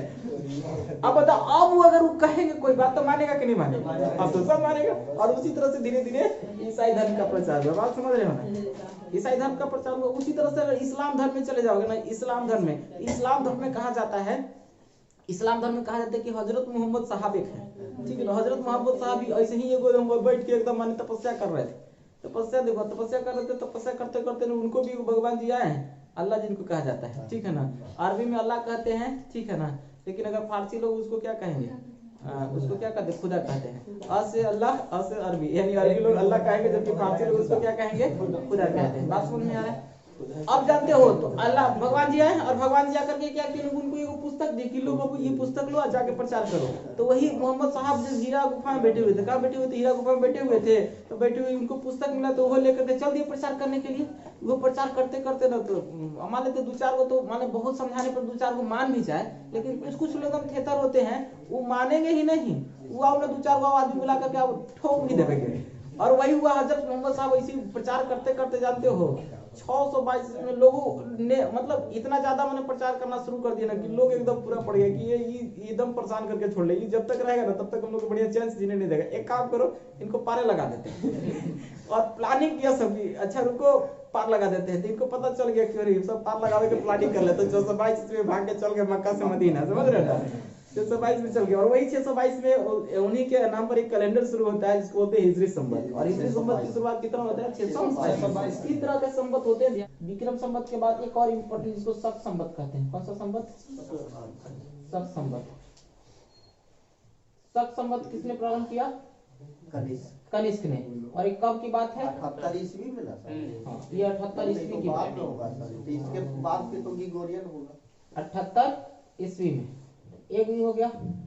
ये को जानते हो, ये को चला था गुप्त संवत। कौन सा संवत जो गुप्तों ने चलाया था? गुप्त संवत। गुप्त संवत चलाया, ठीक है। तो गुप्त संवत जब चलाया, तो गुप्त संवत जब चलाया ना, तो गुप्त संवत कब चला था? 319 ईस्वी में। कब चला ये? 319। और उसके बाद एक चला जिसका बोलते हैं हिजरी संवत। कौन सा संवत? हिजरी संवत। और हिजरी संवत जो चला ना, हिजरी संवत की अगर बात करें तो हिजरी संवत कब चला था? 622। तो ये सब इम्पोर्टेंट, कभी कभी दोनों का पूछ देता है, डिफरेंस पूछता है। तो ये 58 तो बीसी और एडी, ये एडी क्यों? ईस्वी का मतलब होता है एडी। बीसी और एडी में अगर पूछेगा ना कि बताओ विक्रम संवत अगर 58 बीसी में शुरू हुआ और शक संवत, तो कभी कभी जानते हो शक संवत कब शुरू हुआ, विक्रम संवत कब शुरू हुआ, डेट नहीं पूछेगा, दोनों डिफरेंस पूछ देगा। तो डिफरेंस अगर दोनों अगर एडी है तो घट जाएगा, लेकिन अगर एगो एडी और एगो बीसी है तो हमेशा जोड़ देना। तो अगर ये दोनों का डिफरेंस पूछेगा तो 58 प्लस क्या कर देना, 78 कर देना। तो 8 8 16 7 5 12 कितना, 136 साल। यानी दोनों में कितने साल का अंतर है? 136 साल का अंतर है। अब इन दोनों में बता पूछेगा कितना का अंतर है, तो दोनों एडी है, एडी और एबी क्या है? एडी। तो दोनों एडी है, इस चलते दोनों घट जाएगा। तो 319 माइनस कितना हो जाएगा? 78। तो 9 में से 8 घटेगा तो 1 बचेगा, और 11 में से 7 घटेगा तो कितना बचेगा? 4। तो 241 इस 241 साल का अंतर है। कितने साल का अंतर है? 241। अगर मान लेते 3 इसमें और इसमें पूछेगा तब दोनों को क्या करेंगे? कहता है कि गुप्त संवत और विक्रम संवत में कितने साल का अंतर है, तो जोड़ देंगे। 319 आप प्लस कितना कर देंगे? 58, तो 9 8 17 5 1 6 1 7 और 3 हो जाएगा ना, तो 377 साल का अंतर है। पूछ देगा हिजरी संवत और गुप्त संवत में कितने साल का अंतर है, तो 622। जुटेगा कि घटेगा? घट जाएगा ना, घट जाएगा। हिजरी संवत और गुप्त संवत की बात कर रहे हैं। हिजरी संवत और तो 622 और 319 घट जाएगा ना। 12 में से 9 घटा, 3 बचा, ये बचा, 1 में से गया तो 0 बच गया। ये कितना बचा? 303 साल। यानी कितने साल का अंतर है? 303 साल का। ईसा मसीह के जन्म के दिन के समय भी तो ग्रेगोरियन चला। हाँ, तो ईसा मसीह के जो जन्म हुआ, तो ईसा मसीह के जन्म को कितने साल मान लिया गया? 0 साल मान लिया गया। 0 वर्ष माना गया है, ठीक है ना। 0 वर्ष माना गया ईसा मसीह के जन्म के पहले बाद। तो पहले वाला साल को बीसी बोलते, बिफोर क्राइस्ट बोलते हैं। ईसा मसीह के जन्म के पहले, और एडी का मतलब एनी डोमिनी होता है, यानी कि ईसा मसीह के जन्म के बाद की बात है। इतनी बातें समझ में आ गया। तो हम लोग चर्चा, हिंदी व्याकरण सबसे पहले लिखने वाले व्यक्ति कौन है? पाणिनि, जो ने अष्टाध्यायी लिखा था। अष्टाध्यायी बताओ तो इसमें ये जो पुस्तकें लिखी गई है अष्टाध्यायी किसके द्वारा लिखा गया है? पाणिनि के द्वारा। ये पाणिनि है, पाणिनि, बात समझ रहे हैं? पाणिनि के द्वारा लिखा गया अष्टाध्यायी। तो अष्टाध्यायी का मतलब होता है 8 अध्याय का सबसे पहला, भारत में सबसे पहला अगर व्याकरण की अगर पुस्तक की बात करें तो सबसे पहला पुस्तक है ये अष्टाध्यायी है, जो कि 8 अध्याय का एक पुस्तक है, जिसको किसने लिखा? पाणिनि। बताओ इसमें कोनो भगवान की चर्चा किया गया? ये पुस्तक है। तो इससे सिर्फ एक लैंग्वेज के बारे में पता चलता है। तो ये गैर धार्मिक सोर्सेज में हम लोग मानेंगे भी नहीं। मेन हम लोग गैर धार्मिक सोर्सेज की बात करें ना, तो सबसे पहले तुमको बताया गया था, इसके पहले एक छोटी सी जानकारी थोड़ा सा समझ लेना। चंद्रगुप्त मौर्य जब आक्रमण किया था किस पर? सेल्यूकस निकेटर पे जब आक्रमण किया था, तो सेल्यूकस निकेटर ने क्या किया था? वो अपनी बेटी से शादी करवा दिया और दहेज में 4-5 को जगह भी दे दिया था, ठीक है ना। 4-5 को जगह भी दिया, और वो उसके साथ साथ यानी कि हेलेना के साथ साथ वो अपना एक दूत भी भेजा था। उस दूत को क्या बोलते उसको? मेगास्थनीस। तो मेगास्थनीस का एक पुस्तक है। और ये जब भारत आया ना, तो भारत में जितना जितना चीज लिखा ना, तो एगो डायरी में लिखते जाता था। वही बाद में कह दिया कि ये पुस्तक है, जो किसके द्वारा लिखा गया? इंडिका के। और इस पुस्तक का नाम रखा गया इंडिका। लिखा किसके द्वारा गया था? इसमें बताओ किसके कहानियों का वर्णन है? चंद्रगुप्त मौर्य यानी पूरे मौर्य काल के बारे में चर्चा। तो बताओ मौर्य काल के बारे में पता चलता है तो ये साहित्यिक सोर्स है। बताओ ये धर्म वाला है कि बिना धर्म वाला? भगवान के बारे में चर्चा है? कोनो चर्चा नहीं चलती। इसका मतलब कह सकते हैं गैर धार्मिक सोर्सेस हैं, जिससे हम लोग को मौर्य वंश के बारे में पता चलता है। और भी जैसे देखो हमारे लिखा गया एक मुद्रा राक्षस, ठीक है। तो मुद्रा राक्षस के लेखक कौन है? विशाख दत्त। कौन है? विशाख दत्त। विशाख दत्त जो है, विशाख दत्त के बारे में चर्चा करें तो विशाख दत्त जो है ये मुद्रा राक्षस के क्या है? लेखक है। मुद्रा राक्षस से भी किसके कहानियों का पता चलता है? तो मुद्रा राक्षस से भी यही मौर्य वंश के पता चलता है, ठीक है ना। मौर्य वंश की कहानियों का पता चलता है किस पुस्तक से? तुम्हारा एक तो इंडिका हो गया, दूसरा क्या हो गया? मुद्रा राक्षस। एक और पुस्तक है जो कि चाणक्य कौटिल्य ने लिखा था, अर्थशास्त्र। पुस्तक का नाम क्या है? चाणक्य कौटिल्य ने लिखा था। चाणक्य कौटिल्य द्वारा एक पुस्तक लिखा गया था। चाणक्य कौटिल्य का ओरिजिनल नाम क्या था? विष्णुगुप्त। हाँ, इनका एक मूल विष्णुगुप्त कहा जाता है। विष्णुगुप्त कहा जाता है। बात समझ में? चाणक्य कौटिल्य का जो ओरिजिनल नाम है वो कौन है? विष्णुगुप्त। और इसने एक पुस्तक लिखा था अर्थशास्त्र। ये बताओ अर्थशास्त्र क्या आज वाला अर्थशास्त्र है? नहीं। ये अर्थशास्त्र में बताओ इसमें किस चीज के बारे में? इसमें राजनीतिक शास्त्र के बारे में लिखा गया। ये राजनीतिक से संबंधित पुस्तक है। राजनीतिक से संबंधित क्या है? पुस्तक, यानी पॉलिटी का समझ लो कि पुस्तक है, राजनीतिक से संबंधित पुस्तक। बात समझ में आ रहा है ना? तो ऐसे बहुत सारे पुस्तक। अब तुम अगर थोड़ा सा ध्यान दोगे ना, देखो कालिदास के बारे में जानते हो? आजकल के लड़का लोग ना अगर मान लेते 20-22 साल होगा ना, 22 साल 23 साल होगा तो चल जाएगा घर छोड़ करके बाहर फैक्ट्री में कमाने की ना। अब हम पढ़ लिख नहीं सकते हैं, बहुत हो गया। जितना पढ़ना था मैट्रिक में पास करके बहुत हो गया। अब नौकरी हमको नहीं होगा, हम पढ़ने बहुत कमजोर है। थोड़ा सा अगर कालिदास से शिक्षा लेगा तो कालिदास ने 26 साल के बाद वो पढ़ना शुरू किए थे। सोच लो अब यहाँ के लड़के लोग क्या करते हैं, 20-22 साल के बाद पढ़ना छोड़ देते, ठीक है। तो कम से कम कालिदास से शिक्षा लो, जिनके पास एकदम कुछ नहीं ज्ञान था, काला अक्षर भैंस बराबर था। उसकी पत्नी जब विदोत्मा से जब विवाह करके आए तो विदोत्मा पहली बार जब पढ़ रही थी ना, पढ़ रही थी किताब तो बहुत पतला पतला लिखा हुआ था, तो कालिदास देख के कह रहे हैं कि आजकल के ना शरीर बहुत दुबला हो गया। पहले हम लोग पढ़ते थे तो क लिखा रहता था खूब मोटा मोटा, अब आज एकदम इतना छोटा छोटी नहीं, शरीर पतला हो गया। तो ये जैसी सुनी ना भी बात तो समझ गई कि एकदम बकलोल है, पढ़ा लिखा नहीं है, और कान पकड़ के घर से बाहर भगा देती है। बात समझ रहे हो ना, कान पकड़ के जब घर से बाहर भगा देती है तो बहुत ही बेइज्जती होता है कालिदास को, और जब बेइज्जती होता है तो जब बहुत ज्यादा बेइज्जती हो गया तो कालिदास उन्हीं को गुरु मान लेते हैं, यानी विदोत्मा को ही कहते हैं कि आज यही मेरी गुरु रहेगी। वो निकल जाते जंगल की ओर, आज जब लौट करके आते हैं तो उस समय एकदम बहुत ही विद्वान कवि बन जाते हैं, और उनका कविता इतना बढ़िया बढ़िया है कि नीचे के क्लास में नहीं चलता। 8वां 9वां 10वां के क्लास में कहीं सुना कि कालिदास के कविता सब ग्रेजुएशन में चलता है, इतना हाई फाई कविता लिखते हैं कि नीचे वाले क्लास में लोगों को समझ में ही नहीं आया। बात समझ रहा, इतना अच्छा अच्छा कविता लिखते हैं। तो इनके बहुत ही इंपोर्टेंट पुस्तक भी लिखा गया है। जैसे तुम अगर बात करो तो एक पुस्तक है मालविकाग्नि मित्रम, पुस्तक का नाम क्या है? मालविकाग्नि मित्रम। तो मालविकाग्नि मित्रम जो एक पुस्तक लिखे ना, किसने लिखे? कालिदास। तो कालिदास किसके शासन काल में? तो कालिदास जितने भी बढ़िया बढ़िया जो लोग हैं ना, सब चंद्रगुप्त, हाँ चंद्रगुप्त द्वितीय, चंद्रगुप्त द्वितीय के शासन काल में। क्योंकि इन्हीं के शासन काल को अगर देखा जाए तो स्वर्ण काल कहा जाता था। क्या कहा जाता था? ठीक है, साहित्य काल, स्वर्ण काल, क्योंकि इसी के समय बहुत ही इंपॉर्टेंट व्यक्ति, ठीक है, इन्हीं के काल में एक चाणक्य, जो कि अभी तक देखो पूरे हिस्ट्री में 3 डॉक्टर मिलेंगे। एक तो तुमको मिलेंगे कौन? जीवक। जीवक किसके शासन काल में? जीवक किसके शासन काल में है? जीवक बताओ किसके शासन काल में? हाँ, जीवक बिंबिसार के शासन काल में है, ठीक है ना, यानी हर्यक वंश में। दूसरा अगर बात करें तो चरक। चरक किसके शासन काल में है? चरक कनिष्क है, हाँ चरक कनिष्क के शासन काल में है। और एक और व्यक्ति है, एक और जो डॉक्टर है जिसका नाम धन्वंतरी है। धन्वंतरी किनके शासन काल है?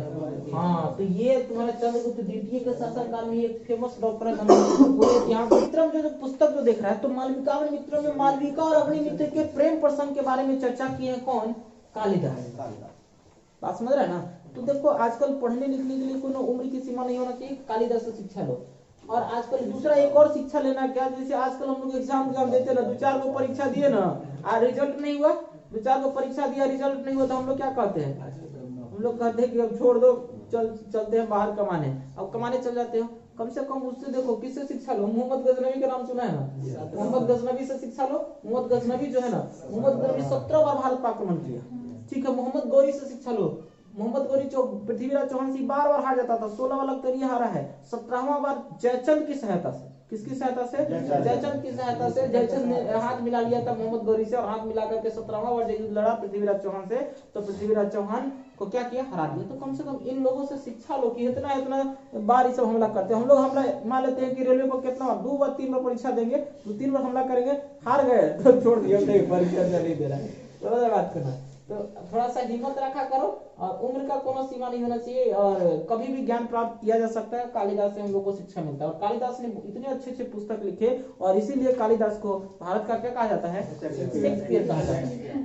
मालविकाग्नि मित्रम जो पुस्तक जो दिखाई दे रहा है, इसमें मालविका एक लड़की का नाम है, और अग्निमित्र एक राजा है। किसके राजा अग्निमित्र हैं? अग्निमित्र किसके राजा? शुंग वंश के राजा है, शुंग वंश। पुष्यमित्र शुंग उनके संस्थापक हैं, उसके बाद राजा बनेंगे अग्निमित्र। अग्निमित्र और मालविका के प्रेम प्रसंग का चर्चा किए कौन? कालिदास। और जो किसके शासन काल में है? चंद्रगुप्त द्वितीय के शासन काल में। यही के शासन काल में तुम्हारे मिलेंगे कौन?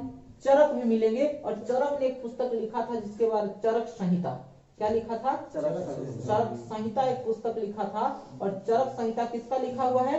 चरक का लिखा हुआ है, ठीक है। इन्हीं के संहिता एक बहुत अच्छा खगोलविद है जिसको बोलता है बारामहीर बोलते हैं, और बारामहीर ने एक पुस्तक लिखा था बृहद संहिता। क्या लिखा था? बृहद संहिता लिखा था। और ये लिखने वाले व्यक्ति कौन है? बारामहीर है। कौन है? बारामहीर है। बात समझना, इनके शासनकाल में बहुत इनके ही शासनकाल में आर्यभट्ट है। इनके शासनकाल में कौन है? आर्यभट्ट है, ठीक है। चंद्रगुप्त द्वितीय के शासनकाल में भी नवरत्न तुमको मिलेंगे। जब चंद्रगुप्त द्वितीय पढ़ाएंगे तो नवरत्न के बारे में चर्चा किया जाएगा। और एक अकबर के दरबार में भी नवरत्न तुमको मिलेंगे। यहाँ पर भी नवरत्न अच्छे अच्छे लोग हैं। और इन्हीं के समय एक लौह स्तंभ मिला है, ठीक है ना, महरौली में, ठीक है। और ये जो लौह स्तंभ है, आज तक इसमें जंग नहीं लगता है। बात समझ रहे हैं ना? अब चलो, हाँ, तो ये पुस्तकों के और भी कुछ पुस्तकों के बारे में पता कर लेते हैं। और पुस्तक की बात करें तो एक पंचतंत्र लिखा गया है, ठीक है ना। पंचतंत्र बहुत ही पवित्र पुस्तक है और ये पंचतंत्र किसका लिखा हुआ है? विष्णु शर्मा। ये इतना अच्छा पुस्तक है, इसको अरबी में अनुवाद किया गया। इसको किसने अनुवाद किया गया? अरबी में। और इसी पंचतंत्र का एक चरक संहिता का भी अरबी में अनुवाद किया गया। दोनों पुस्तक अरबी में अनुवाद किया गया, एक चरक संहिता का और एक पंचतंत्र का, ठीक है ना। और इसको अरबी में जब अनुवाद करके अरबी में इसका नाम लिखा गया कलाली वादिमना। नाम बड़ा टेढ़ है, कलाली वादिमना, ऐसा नाम। बहुत ही टेढ़े टेढ़े नाम रहता है हिस्ट्री में। कोई दिक्कत नहीं, कहानी सुन रहा हो आराम से बन जाएगा। इतने अच्छे से कहानी सुना देते हैं कि खूब बढ़िया से सब याद रहेगा। इसकी चर्चा और भी आगे होगी। तो ये समझ में आ गया ये कैसा सोर्सेस है? साहित्यिक सोर्सेस है। और इन साहित्यिक सोर्सेस से हमें पता चलता है इतिहास के बारे में, उन समकालीन राजाओं के बारे में पता चलता है, उस समय के राजाओं के बारे में पता चलता है। इन सब पुस्तकों से पता चलती है, ठीक है। हम लोग तो देखे नहीं, पुस्तक में जो बातें लिखी गई उनको मान लेते। अब अगर आगे चलें तो ये तो दूसरा हम लोग पढ़ लिए, कौन सा सोर्सेस? साहित्यिक सोर्सेस। साहित्यिक सोर्सेस के बाद एक और सोर्सेस है जिसको बोलते हैं, एक और क्या स्रोत है? एक और सोर्सेस जिसको बोलते हैं विदेशियों का विवरण, विदेशियों द्वारा दिया गया विवरण। विदेशियों द्वारा दिया गया विवरण। और विदेशियों द्वारा दिया गया विवरण से क्या पता चलता है? इससे भी पता चलता है उस समय विवरण विदेशी, जैसे कि बहुत सारे भारत में विदेशी लोग भी हैं। इसी एक बहुत ही इंपॉर्टेंट व्यक्ति है जिनका नाम क्या है, सुनो। एक इंपॉर्टेंट व्यक्ति फाहियान है। एक कौन है? फाहियान का नाम सुना होगा। फाहियान एक ऐसे व्यक्ति हैं, फाहियान जो है जो चाइनीज व्यक्ति हैं, चीन के व्यक्ति हैं। चीन में इन्होंने बुद्ध धर्म से संबंधित कुछ पुस्तकें पढ़े थे और कुछ बात नहीं मिल रही थी, तो उन्हीं के तलाश में चला थे भारत। पैदल चला थे फाहियान, 60-70 साल के ही है, समझ रहे हो ना। 60-65 साल की उम्र में भारत आ गए। समझ लो इनके पास जुनून कितना होगा। उन चीजों को जानने के लिए चाइना से चला पैदल। तो नेपाल पार किए तब पैदल आना, समझ रहे हो। तुम आज से यहाँ जहानाबाद तक पैदल जाओ तो कहे कि ना हम नहीं जाएंगे। तुमको कहेगा कि हम तुमको 500 रुपया देते हैं, पैदल चल जाओ, नहीं जाएगा कि ना, उससे बढ़िया बैठल रहेंगे। 500 रुपया जाएंगे, 500 रुपया ज्यादा डॉक्टर के देना पड़ेगा, समझ रहे हो। तो फाहियान आया। अब बताइए भारत में आया और ये भारत में लगभग 15 साल तक रहा। तो बताओ 15 साल तक रहा और 15 साल तक रह करके यहाँ के सभी चीजों के बारे में बढ़िया से देखा, ठीक है। देख करके जब चाइना लौटा तो भारत की खूब प्रशंसा किया कि भारत बहुत बढ़िया है, भारत में ऐसा ऐसा चीज है। वो मैंने खूब बड़ाई जाके किया। तो बताओ खूब बड़ाई किया तो बताओ अपना यानी कि अपने इतिहास के बारे में पता चला, दूसरे देशों में पता चल रहा है। बात समझ रहे? भारत के बारे में तो बड़ाई भी किया। लेकिन एक और व्यक्ति जिसका नाम जानते हो, एक और नाम है। अच्छा, फाहियान किसके शासन काल में आया था? चंद्रगुप्त मौर्य के शासन काल में आया था।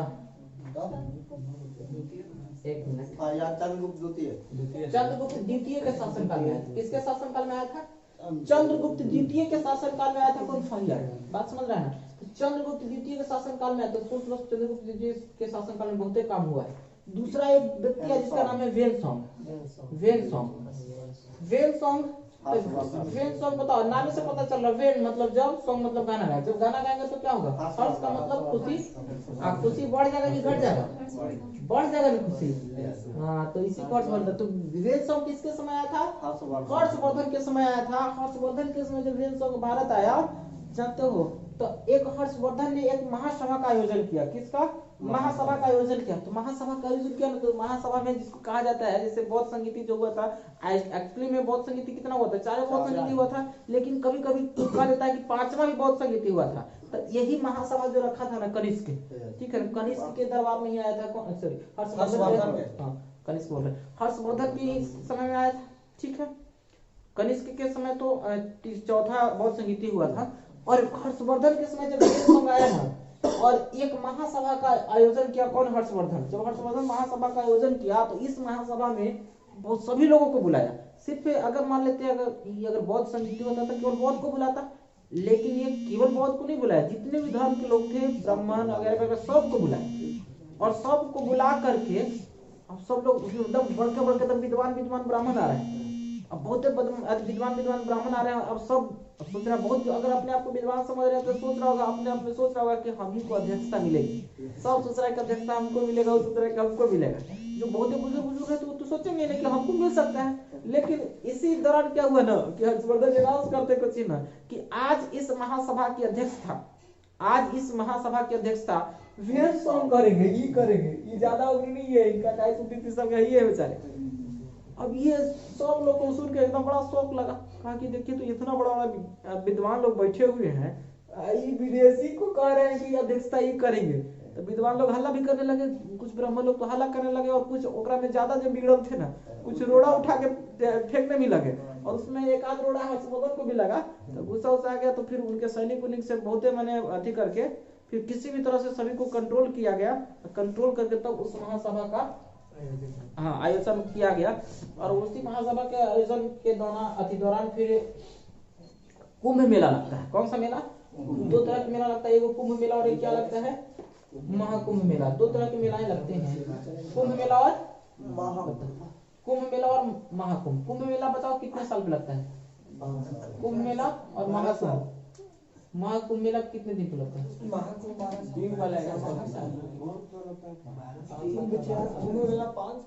कुंभ मेला 5 साल पे लगता है, और महाकुंभ मेला कितने साल पे लगता है? 12 साल पे। सही में 12 साल पे लगता है। चलो, तो कुंभ मेला 5 साल पे और महाकुंभ मेला 12 साल पे लगता है। कुंभ मेला कहाँ कहाँ लगता है पता है? प्रयाग। हाँ, तो बहुत 12 साल वाला 4 जगह लगता है, प्रयाग, छिपरा। हाँ देखो, तो 4 जगह लगता है। कहाँ कहाँ लगता है थोड़ा सा देख लो। एक तो लगेगा तुम्हारा इलाहाबाद में, इलाहाबाद का ही नया नाम क्या है? प्रयागराज। इलाहाबाद। इलाहाबाद के बाद बताओ, इलाहाबाद के बाद नासिक। नासिक के बाद कहाँ लगता है? नासिक के बाद हरिद्वार में लगता है। हरिद्वार के बाद एक उज्जैन में लगता है। ये 4 जगह कुंभ मेला लगता है। उज्जैन यही क्षिप्रा नदी के किनारे है, ठीक है ना, और इसी क्षिप्रा नदी के किनारे कुंभ मेला लगता है। और ये 4 जगह लगता है, इलाहाबाद, नासिक और हरिद्वार, ठीक है ना। इसको याद रखने के लिए बहुत ही आसान है, भूल भी जाओ तो पूछो नहीं। हम लोग देहात में एक टर्म यूज करते हैं, क्या करते हैं? अगर मान लेते, जानते हो, किसी को अगर मान लेते कोनो मार दिया तो छोटा बच्चा क्या करता है? अब वो पूछता है कि बताओ तो ही मारा है? बोले ना, ई ना हो, ई नहीं मारा है, मतलब ई ना हो, ई ना हो। तो याद रखेगा, इससे ई से इलाहाबाद, ना से नासिक, से हरिद्वार, उससे क्या हो जाएगा? उज्जैन हो जाएगा, कोई दिक्कत नहीं। ई ना हो, कुंभ मेला कहेगा था ई ना हो, देखो तो ई ना हो, एकदम से ऑप्शन देखना है, देखो ई ना हो, ई ना हो, देख लो, अपना पता चल जाएगा कौन है। समझ में आया बात ना? ये तो पता चला। अब बताओ, ये सब विदेशी यात्री हैं, जिससे हम लोग को विदेशी विवरण से पता चलता है इतिहास के बारे में। विदेशी इसमें से कोई के यात्रियों का राजकुमार। हाँ, वेलसोंग को यात्रियों का राजकुमार कहा जाता है। क्यों कहा जाता है थोड़ा सा समझ लो। वेलसोंग को यात्रियों का राजकुमार ये आया था, एक्चुअली में ये आया था जो नालंदा विश्वविद्यालय है, नालंदा विश्वविद्यालय में पढ़ने के लिए आया था, ठीक है ना। सोच लो, चाइना से व्यक्ति विश्वविद्यालय में पढ़ने आ रहा है, तो नालंदा विश्वविद्यालय इंटरनेशनल विश्वविद्यालय था। विदेश आज भी अब तो खत्म हो गया, सुनता कहाँ है उसको? तो मोहम्मद बिन बख्तियार खिलजी तो जला ही दिया था, ठीक है, नष्ट कर दिया। अब दूसरा है, अभी वेलसोंग पढ़ने आया था, लेकिन चूंकि बहुत ही अमीर व्यक्ति था। बताओ, चाइना से अगर कोई इंडिया पढ़ने आ रहा है तो कोई गरीब व्यक्ति आएगा पढ़ने? बहुत ही अमीर था, और ये अमीर इतना था कि गला में बहुत बड़का बड़का चैन पहन के आता था। जब मन किया तो बोले साइकिल लेके निकल गया। बिहार के तो लोग समझते हो मगध में कितना सब चोर रहता है, रातों के निकल जाता था। ये सोचता था कि तो चाइना कोनो दिक्कत नहीं, निकल गया रात को। तो एक दिन निकला, 2 दिन निकला, तो तब तक देखेगा कि अच्छा 2 दिन निकला, तो तीसरा दिन लगेले रहे कि अच्छा आता है, देखे मोटा मोटा गला में पहने हुए रहता है। इसको पकड़ के एक दिन सब गला वाला छीन लिया, और छीन के बहुत पिटवो किया। जब यही जाता है ना चाइना में, तो कहता है कि यहाँ सब कुछ ठीक है, लेकिन वहाँ चोर ठीक नहीं है। चोर ठीक नहीं, क्योंकि वहाँ चोरी करता ठीक है, छीन लिया तो समझ में आता है, लेकिन पीटा का है वो बहुत पीटता है। तो चोरी भी किया, पीटो किया बहुत। ये तो वेलसोंग की कहानी है। इतिहास को 3 वर्गों में बांट के पढ़ेंगे, और पहला जो वर्ग होता है जिसको बोलते हैं, इसको बोलेंगे प्राचीन भारत। कौन सा भारत बोलेंगे? प्राचीन भारत। और इसे बोलेंगे, इसे क्या बोलेंगे? प्राचीन भारत, मध्यकालीन भारत। मध्यकालीन भारत के बाद जो तीसरा जो हम लोग पढ़ेंगे, तीसरा जो है इसको हम लोग आधुनिक भारत बोलेंगे। कौन सा भारत बोलेंगे? आधुनिक भारत। आधुनिक भारत पढ़ेंगे, आधुनिक भारत, बात समझ में आ रहा है? आधुनिक भारत, बात नहीं करो, अरे रिकॉर्डिंग हो रहा है, नहीं समझते बात। प्राचीन भारत, मध्यकालीन भारत, आधुनिक भारत, पूरे इतिहास को 3 वर्गों में बांट के पढ़ेंगे। प्राचीन भारत को बोलते हैं एंशिएंट हिस्ट्री, एंशिएंट हिस्ट्री बोलते हैं। कुछ नहीं करना, बस खाली ध्यान से अगर देख लोगे ना तो हिस्ट्री से हमेशा के लिए बीमारी खत्म हो जाएगा। हिस्ट्री जो तुम सोचता है कि रटे वाला चीज है, नहीं होगा, ये एकदम दिमाग से हट जाएगा। बस खाली कुछ नहीं है, 4 दिन अगर पढ़ लोगे तो लगेगा अब तो इतिहास ठीक हो गया। एंशिएंट हिस्ट्री, मध्यकालीन भारत की बात करें तो मेडाइवल हिस्ट्री, झूठ मूठ के कुछ स्पीडी उसे पढ़ने की जरूरत नहीं है, बस जितना बता देते हैं, जितना कहानी सुनाते हो उतना बस कवर रखो, एको क्वेश्चन नहीं छूटेगा। इस बार जो दरोगा में जो एग्जाम हुआ, दरोगा का जो एग्जाम हुआ, बिहार एसएससी का जो एग्जाम हुआ, होमगार्ड का जो एग्जाम हुआ, इन सभी एग्जाम में डायरेक्ट क्वेश्चन वो बहुत जितना पढ़ा है तो वो बहुत लड़के, और जितने भी बच्चे ना बहुत ही अच्छा बना करके आए। ठीक है, तो मिडाइवल हिस्ट्री हो गया। उसके बाद फिर मॉडर्न हिस्ट्री, ये कौन सा हिस्ट्री हो गया? Modern history. थोड़ा सा ध्यान देना, मॉडर्न हिस्ट्री, मॉडर्न हिस्ट्री की अगर बात करें ना तो मॉडर्न हिस्ट्री की अगर बात करें तो थोड़ा सा ध्यान देना। तो सबसे पहले हम लोग तो प्राचीन भारत पढ़ेंगे, और पूरे प्राचीन भारत को ना 3 कैटेगरी में बांट के पढ़ेंगे। कितने कैटेगरी में? 3 कैटेगरी। पहला जो कैटेगरी जिसको बोलते हैं हम लोग प्री हिस्टोरिक एज बोलते हैं। कौन सा एज बोलते हैं? प्री हिस्टोरिक एज कहते हैं, pre historic age, pre historic age बोलते हैं, प्री हिस्टोरिक एज बोलते हैं। ठीक है, इसको बोलते, एक को बोलते proto historic, proto historic age, historic age बोलते हैं। और तीसरा जिसको बोलते हैं हम लोग हिस्टोरिक एज, तीसरा को क्या बोलते हैं? हिस्टोरिक एज बोलते हैं। अब बताओ, प्री का मतलब पहले होता है, पूर्व होता है, ये पूर्व ऐतिहासिक काल हो जाएगा, पूर्व ऐतिहासिक, पूर्व ऐतिहासिक काल इसको कहेंगे, पूर्व ऐतिहासिक काल कहेंगे। और इसे बताओ क्या कहेंगे? प्रोटो हिस्ट्री को बोलेंगे, इसको आद्य ऐतिहासिक काल, इसको क्या बोलेंगे? आद्य ऐतिहासिक काल, आद्य ऐतिहासिक, आद्य ऐतिहासिक काल कहेंगे, आद्य ऐतिहासिक काल। और इसे कहते हैं हम लोग ऐतिहासिक काल। इसे क्या कहते हैं? ऐतिहासिक काल। ध्यान देना, ऐतिहासिक काल।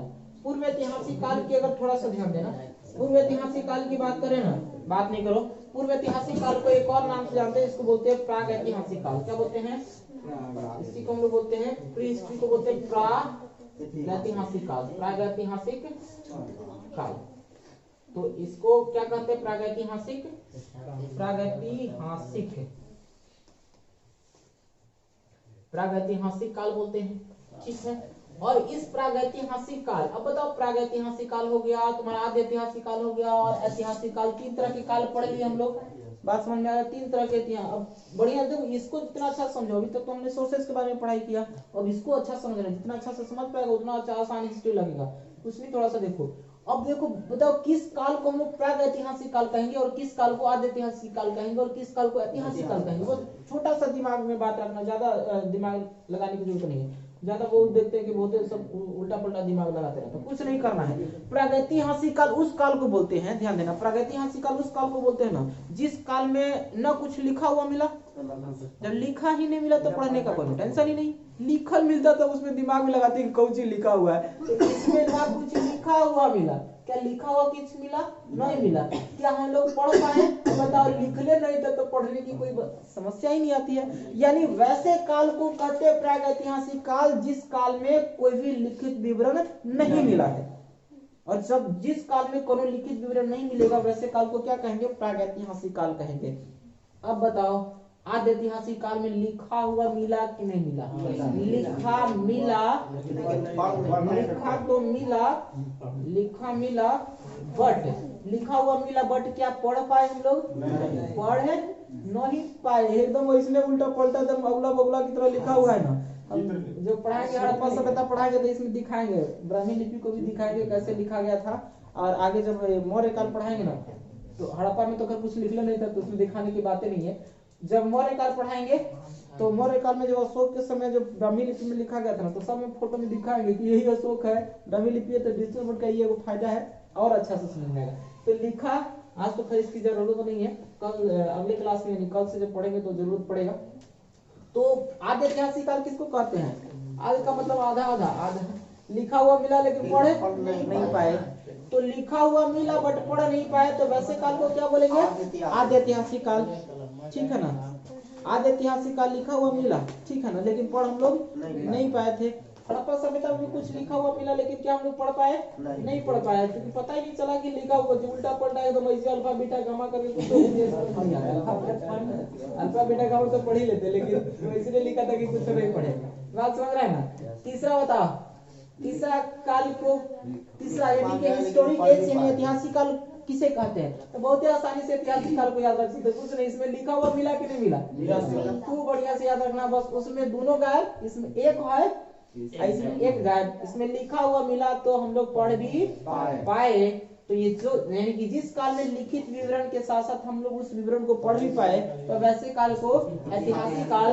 और जिस काल में लिखित विवरण मिला बट उसे पढ़ नहीं पाए, तब उसे हम लोग प्रोटो हिस्टोरिक एज बोलते हैं, यानी कि आद्य ऐतिहासिक काल। और प्राग ऐतिहासिक काल की बात करें तो वैसा काल जिसमें न लिखा हुआ मिला और ना ही पढ़ने की कोई जरूरत पड़ा, यानी इस काल में कोनो लिखित विवरण नहीं मिला, इसमें लिखित विवरण है बट हम लोग पढ़ नहीं पाए, इसमें लिखित विवरण है और हम लोग इसे पढ़ भी पाए, तो ऐसे काल को आद्य ऐतिहासिक काल कहते हैं। बातें समझ में आ गई? कोई दिक्कत तो नहीं है? अब चलो, अब हम लोग बात करें ना, थोड़ा सा ध्यान देना, तब एक बात और समझ लेना है कि जो प्रोटो हिस्ट्री है ना, प्रोटो हिस्ट्री की बात करें, यानी कि प्रोटो नहीं, प्राग ऐतिहासिक काल, प्री हिस्ट्री की बात करें तो प्री हिस्ट्री को 3 वर्ग में बांट के पढ़ेंगे। कितने वर्ग में?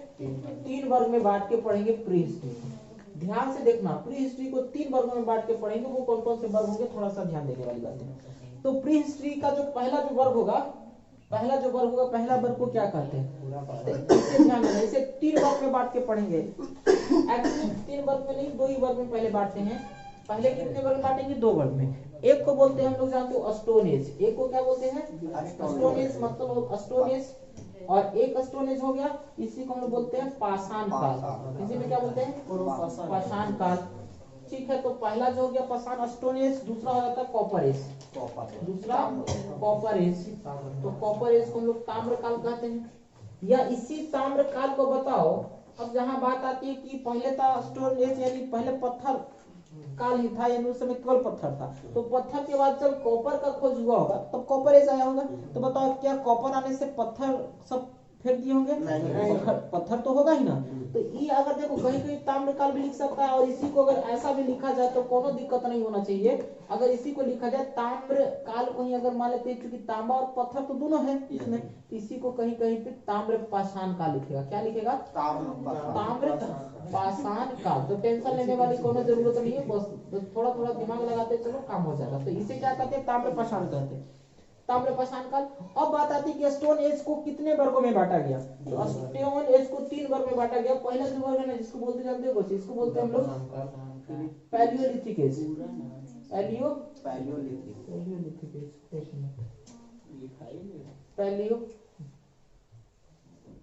पैलियोलिथिक एज क्या होता है? Paleolithic age. और पैलियोलिथिक एज को हम लोग बोलते हैं पूरा पाषाण काल। क्या बोलते हैं? पूरा पाषाण काल। पूरा पाषाण काल हो गया, ठीक है। दूसरा जो अगर बात करें पैलियोलिथिक एज के बाद, अगर दूसरा एज की बात करें, दूसरा एज की बात करें तो दूसरा इसको बोलते हैं हम लोग Mesolithic as. Mesolithic as, Mesolithic as का मतलब होता है, मेसोलिथिक एज का मतलब होता है मध्य पाषाण काल। इसे क्या बोलते हैं हम लोग? मध्य पाषाण काल। मध्य पाषाण काल कहते हैं, कोई दिक्कत तो है नहीं, मध्य पाषाण काल। तीसरा अगर काल की बात करें, तीसरा मेसोलिथिक एज के बाद तीसरा अगर बात करें तो तीसरा कौन हो जाएगा? मेसोलिथिक, उसका neolithic age. Neolithic age, neolithic age हो जाएगा। नियोलिथिक एज को बोलते हैं नवपाषाण काल। थोड़ा सा यहाँ से डेट ध्यान में रखेंगे, नवपाषाण काल। नवपाषाण काल डेट्स कैसे याद रखेंगे? बहुत ही आसान है, कुछ रटने की जरूरत नहीं है। सबसे पहले बताओ लियोलिथिक एज कब से प्रारंभ हुई, हमें पता नहीं है कि कब से, तो इस चलते इसको डेट अगर लिखना हो ना तो बहुत ही आसानी से लिख सकते हैं। कैसे लिखेंगे? डेट को हम लोग इसको मान लेते हैं अनंत। कितना मान लेते हैं? अनंत। कब से तो पता ही नहीं, तो मान लेते हैं अनंत से आ रहा होगा। अनंत कुछ भी कर सकते हैं, किसी भी चीज को अनंत कर सकते हैं, ठीक है ना। अब ऐसा नहीं समझना कि 100 रुपया अनंत नहीं है। अनंत कहेंगे 100 रुपये, बताओ 0.0001 के सामने तो वो अनंत है ना। यस। मान लो कि तुम्हारे पास, तुम किसको अनंत कहोगे? अगर किसी कोई 1 रुपया नहीं देखा है, तो कहे कि 1 लाख रुपया, तो बोले कि बहुते मानी पैसा है। बहुते मानी कहेगा, बहुते मानी मतलब अनंत। तो अब मान लो जो अमीर आदमी है, तो 1 लाख रुपया क्या उसके लिए अनंत होगा? नहीं होगा। उसके लिए कहेगा ना और बहुत अरब माने कहेगा कि इतना अरब, तब कहेगा नहीं ये अनंत है। तो अनंत डिपेंड करता है कि व्यक्ति कैसा है, तो व्यक्ति पर डिपेंड करता है, ठीक है ना। तो यहाँ अनंत का मतलब समझ लेना, कोई लिमिटेड नहीं है कि कितने साल को कहा गया, लेकिन अनंत से लेकर के जाते हो 8000 बीसी तक, अनंत से लेके 8000 बीसी तक जो है ना, अनंत से लेकर के 8000 बीसी तक के जो काल को हम लोग क्या कहते हैं, पूरा पाषाण काल कहते हैं, पूरा पाषाण काल कहते हैं। पूरा पाषाण काल के बाद अगर थोड़ा सा ध्यान दिया जाए तो पूरा पाषाण काल के बाद बताओ, पूरा पाषाण काल के बाद, ठीक है ना, मेसोलिथिक के जाता है मध्य पाषाण काल, और मध्य पाषाण काल 8000 बीसी से लेकर के 8000 बीसी से लेकर के 4000 बीसी। बीसी समझ में आता ना, ईसा मसीह के जन्म के पहले की बात कर रहे हैं, ठीक है, इसलिए घटते क्रम में चलेगा, जब भी चलेगा तो घटते क्रम में चलेगा। बीसी में जब भी अगर एज चलेगा तो घटते क्रम में चलेगा, और 8000 बीसी 4000, ये चला 4000 बीसी से लेकर के 4000 बीसी से लेकर 2500 बीसी तक चला। कब तक चला? 2500 बीसी तक। तो ये थोड़ा सा डेट देखो, कोई कोई किताब में अलग भी लिखता है, तो टेंशन लेने की जरूरत नहीं है, सब अपना अपना दिमाग लगा के लिखे हैं। तो अनंत से लेकर 8000 बीसी तक पूरा पाषाण काल। बताओ पूरा पाषाण काल में किस चीज का खोज हुआ था? कुछ खोज हुआ था? किस चीज का? तो पूरा पाषाण काल में किसका खोज हो गया था? आग का खोज हो गया। बताओ इसके बाद अगर चले मध्य पाषाण काल में, मध्य पाषाण में किसका खोज हो गया था? हाँ, तो मध्य पाषाण काल में हम लोगों ने औजार कहेंगे। हाँ, तो मध्य पाषाण में बताओ इस समय जो है ना आग का खोज हो गया पहले पूरे पाषाण काल में। आग जब खोज हो गया तो बताओ यहाँ पर क्या होगा? यहाँ पर कृषि शुरू हो जाएगा, यहाँ पर पशुपालन शुरू होता है, और सबसे पहला जो पशु पाला जाता है जिसको क्या बोलते हैं लोग? कुत्ता। सबसे पशुपालन। तो पूछा कि मध्य पाषाण काल में कौन सा पशु को पालतू बनाया गया? कुत्ता को। सबसे पहले जो पालतू पशु बना वो कौन है? कुत्ता है। लेकिन तुमसे पूछा कि बताओ नव पाषाण काल में सबसे पहले नव पाषाण काल में अगर पूछेगा कि बताओ पालतू पशु कौन है, तो कुत्ता तो कंटिन्यू है। तो इसके बाद किसको पाला गया? भेड़ को पाला गया। गाय भेड़ नहीं पाला गया, भेड़ को पाला गया। बात समझ में आ रहा है? तो कभी कभी ये पूछ देता है। और इस समय देखो, इस समय बहुत सारा चीज का खोज और हो चुका है। बताओ इस समय पहिया का खोज हो चुका है? पहिया हो चुका है, ठीक है ना। एगो कुम्भकारी समझते हो? कुम्भकारी मतलब चक्का जिसको बोलते हैं, कुम्भकारी मतलब चक्का। तो चक्का भी जो कुम्हार द्वारा पत्थर का ही बनता है, देखो ना, तो उस समय तक बन गया है नव पाषाण काल। तो ये देखो अभी तक ये सब पत्थर का काल चल रहा है, यानी जिस समय जितने भी चीजें है ना, अगर पूरा पाषाण काल में देखा है तो सब पत्थर का है, ए टू जेड चीजें पत्थर का है। यहाँ पे औजार भी पत्थर का है, औजार भी तो किस चीज का? पत्थर का। उसको पजा पजा के एकदम तेज कर लिया है। इस समय अगर शिकार वगैरह करना रहता था, भूखे उखे बहुत ज्यादा अगर भूख लग गया तो खाना खाने जाएगा, तो खाना खाने के लिए क्या करता था ना, इन लोग क्या करता, शिकार करने। इन लोग के पास बहुत दिमाग था, जिस से बढ़ते गया वैसे दिमाग और बढ़ते गया, लेकिन इन लोग के पास जितना दिमाग था उतना लगाता था। इन लोग क्या करता था ना कि जने जने झूठ जाता था, पहाड़ पर चढ़ जाता था, पहाड़ से ऊपर से पत्थर गिरा जाता, पत्थर गिरा, जो गिरा मरा ना, उसके पास ऐसे खा गया। तो धीरे धीरे आग का खोज हो गया, किसी जंगल में आग लग गया, आग लग गया तो ऑटोमेटिक पक गया। पहले थोड़ी जाता था कि पकाने को अच्छा लगेगा, तो आग खोज हो गया। तो आग तो किसी जंगल में आग लग गया, मान लेते घर्षण को आग लग सकता है, तो घर्षण को आग लग गया, पूरे जंगल में आग लग गया, तो जंगल में जितने भी कुछ पशु होंगे तो जल गए होंगे। जाकर खाया तो देखा गरीब बहुत टेस्ट लगता है। जब टेस्ट लगता है तो फिर सब कच्चा मांस छोड़ करके फिर पक्का मांस खाना शुरू कर दिया। तो पक्का मांस खाना कब से शुरू करेगा? सब मध्य पाषाण काल से। इससे पहले सब कच्चा मांस खाता था। सॉरी नहीं, कच्चा मांस कब से? पूरा पाषाण काल से सब कच्चा पक्का हुआ मांस खाने लगा था। बाद में तो फिर इसने कुत्ता को पालतू बना दिया। अब बताओ इस समय ये स्थायी रहेगा कि नहीं रहेगा? अस्थायी कब होगा? जब कृषि करना शुरू कर देगा। कृषि कब से शुरू होता है? कृषि कब से शुरू होता है? नव पाषाण काल से ही कृषि शुरू होता है। क्या शुरू हो जाता है? कृषि। कृषि यानी खेती उती करना शुरू कर देते हैं। इसलिए बताओ अब यहाँ से लोग अस्थायी हो जाएंगे, अस्थायी रहेंगे? जब अगर खेती जहाँ पर मान लेते खेती हो गया तो सोचते हैं कि जहाँ खेती हुई ना रहेंगे, यहाँ से लोग रहना अस्थायी कर देंगे। इससे पहले अस्थायी नहीं है, सब घुमंतु बूढ़ी की तरह, आज यहाँ तो कल वहाँ। बात समझ रहे हो? आजकल वैसे ही है, ठीक है। ये तो समझ में आ गया। अब एक बात और समझना, देखो 4000, देखो बड़ा इंटरेस्टिंग कहानी क्या है समझना। 4000 से 2500 बीसी आते आते ना, तब 4000 से 2500 बीसी के काल को हम लोग नव पाषाण काल कह रहे हैं। लेकिन 4000 से जाते हो तो इस समय कृषि उसी तो शुरू हो गया, खेती उती करना है ना। तो बताओ इस समय बताओ हल भी बनाएगा तो किसका बनाएगा ना? ये पत्थर लेगा बजाएगा, ऐसे ऐसे करके कोड़ लेगा, बहुत भार पड़ता होगा। तो देखा कि तनी कुछ और उतना बड़ा पत्थर टांगेगा बनाएगा, बहुत ही समस्या है। तो अब ये हमेशा कुछ न कुछ खोज करते रहता होगा। पूछा कि मानव द्वारा खोजा गया सबसे पहला पदार्थ पूछेगा तो कौन है? पत्थर है। लेकिन तत्व पूछेगा तो कौन हो जाएगा? तांबा हो जाएगा, क्योंकि पत्थर कोई तत्व नहीं है, तत्व कौन है? तांबा है। तो 4000 बीसी से 2500 बीसी आता है, तो जानते हो इन लोगों ने एक क्या किया कि खोज कर लिया कि इसका 2000 आते आते 2000 बीसी आते आते कब तक आते आते 2000 बीसी तक आते आते इन्होंने तांबा का खोज कर लिया। किसका खोज कर लिया? तांबा के खोज करके इन लोग के यहाँ भी बहुत बड़का बड़का साइंटिस्ट था। सब मैंने अपने यहाँ, अब जिस 4 यहाँ बैठे रहते कोई भी एक आदमी अपने आपको साइंटिस्ट समझता होगा, तो समझता है। तो उसमें भी कुछ लोग ऐसे होंगे जो साइंटिस्ट समझता होगा। तो तांबा का जब खोज हो गया ना, कब खोज हुआ? 2000 बीसी से। तो इसीलिए अगर बात करें तो 2000 बीसी से अगर बात करें, 2000 बीसी नहीं, सॉरी 3000 बीसी में कब खोज हो गया? 2000 तो इससे पार कर जाएगा ना। 2000 बीसी मतलब नहीं, 3000 बीसी कब खोज गया? 3000 बीसी। 3000 बीसी में खोज कर लिया गया। 3000 बीसी में खोजा गया। कब खोजा गया? यानी तांबा का खोज पूछा कब किया गया? तो लगभग 3000, यानी ईसा मसीह के जन्म के 3000 साल पहले खोज लिया गया। जब तांबा का खोज हो गया ना, तांबा का जब भी खोज हो गया 3000 साल पहले, जब तांबा का खोज हो गया, उसके बाद थोड़ा सा ध्यान देना, जब तांबा का खोज हो गया, अब बताओ, तो अभी हम लोग पढ़े थे दूसरा, क्या पढ़े थे? ध्यान देना, देखो दूसरा, देखो दूसरा हम लोग पढ़े थे कॉपर एज। दूसरा एज को क्या कहते हैं? बस सुनो, बस खत्म करके छुट्टी देंगे। ध्यान देना। अब बताओ ताम्र काल, बताओ कब से कब तक रहा होगा? सोचने वाली बात है। तांबा के काल की बात करें कब से कब तक रहा होगा, तो सोच लो, ये 3000 बीसी में तो तांबा का खोज हो गया। तो 3000 बीसी से लेकर के 3000 बीसी से लेकर के ये कब तक रहा? 2000 बीसी तक। 2000 बीसी तक रहा। कब तक रहा ये? 3000 से लेकर के 2000 बीसी तक के काल को क्या कहेंगे हम लोग? कॉपर एज बोलेंगे, या तो ताम्र पाषाण काल कहते हैं। ठीक है ना, ताम्र पाषाण काल कहते हैं। लेकिन देखो क्या हुआ कि 2000 बीसी आते आते 2000 बीसी आते आते लोगों ने क्या किया ना, दिमाग लगाते रहा। चूंकि इस समय तक तो तांबा खोज हो चुका था, तांबा तो खोज हो गया, तो सोचा कि तनी कृषि करने के लिए लगाते हो, हल बना के लगाया तो बार बार मुड़ जाता होगा, तांबा मुलायम होता है, तो बड़ा दिक्कत। उन लोग भी दिमाग लगा रहा, अच्छा कुछ सोचा कि इसमें कुछ मिला उला के देखते हैं, तो कभी ये चीज मिलाया कभी वो चीज मिलाया, मिलाते मिलाते देखा कि हार्ड करने के उद्देश्य से लोग भी साइंस दिमाग लगाते रहता होगा। तो साइंस दिमाग लगाते रहता, कुछ मिला दिया, गला के कुछ मिला, मिलाते मिलाकर देखा कि नहीं हार्ड हो रहा है, और इसी करते करते सोचा कि हार्ड नहीं हो रहा। तो एक बार क्या हुआ ना, एक बार देखो इसी मिलाते मिलाते ना 2000 बीसी आते आते उसने क्या कर लिया ना कि तांबा में कांसा को मिलाया ना, तो एकदम हार्ड। अरे तांबा में किसको मिला दिया? टीन को। कांसा नहीं, तांबा में टीन को मिलाया।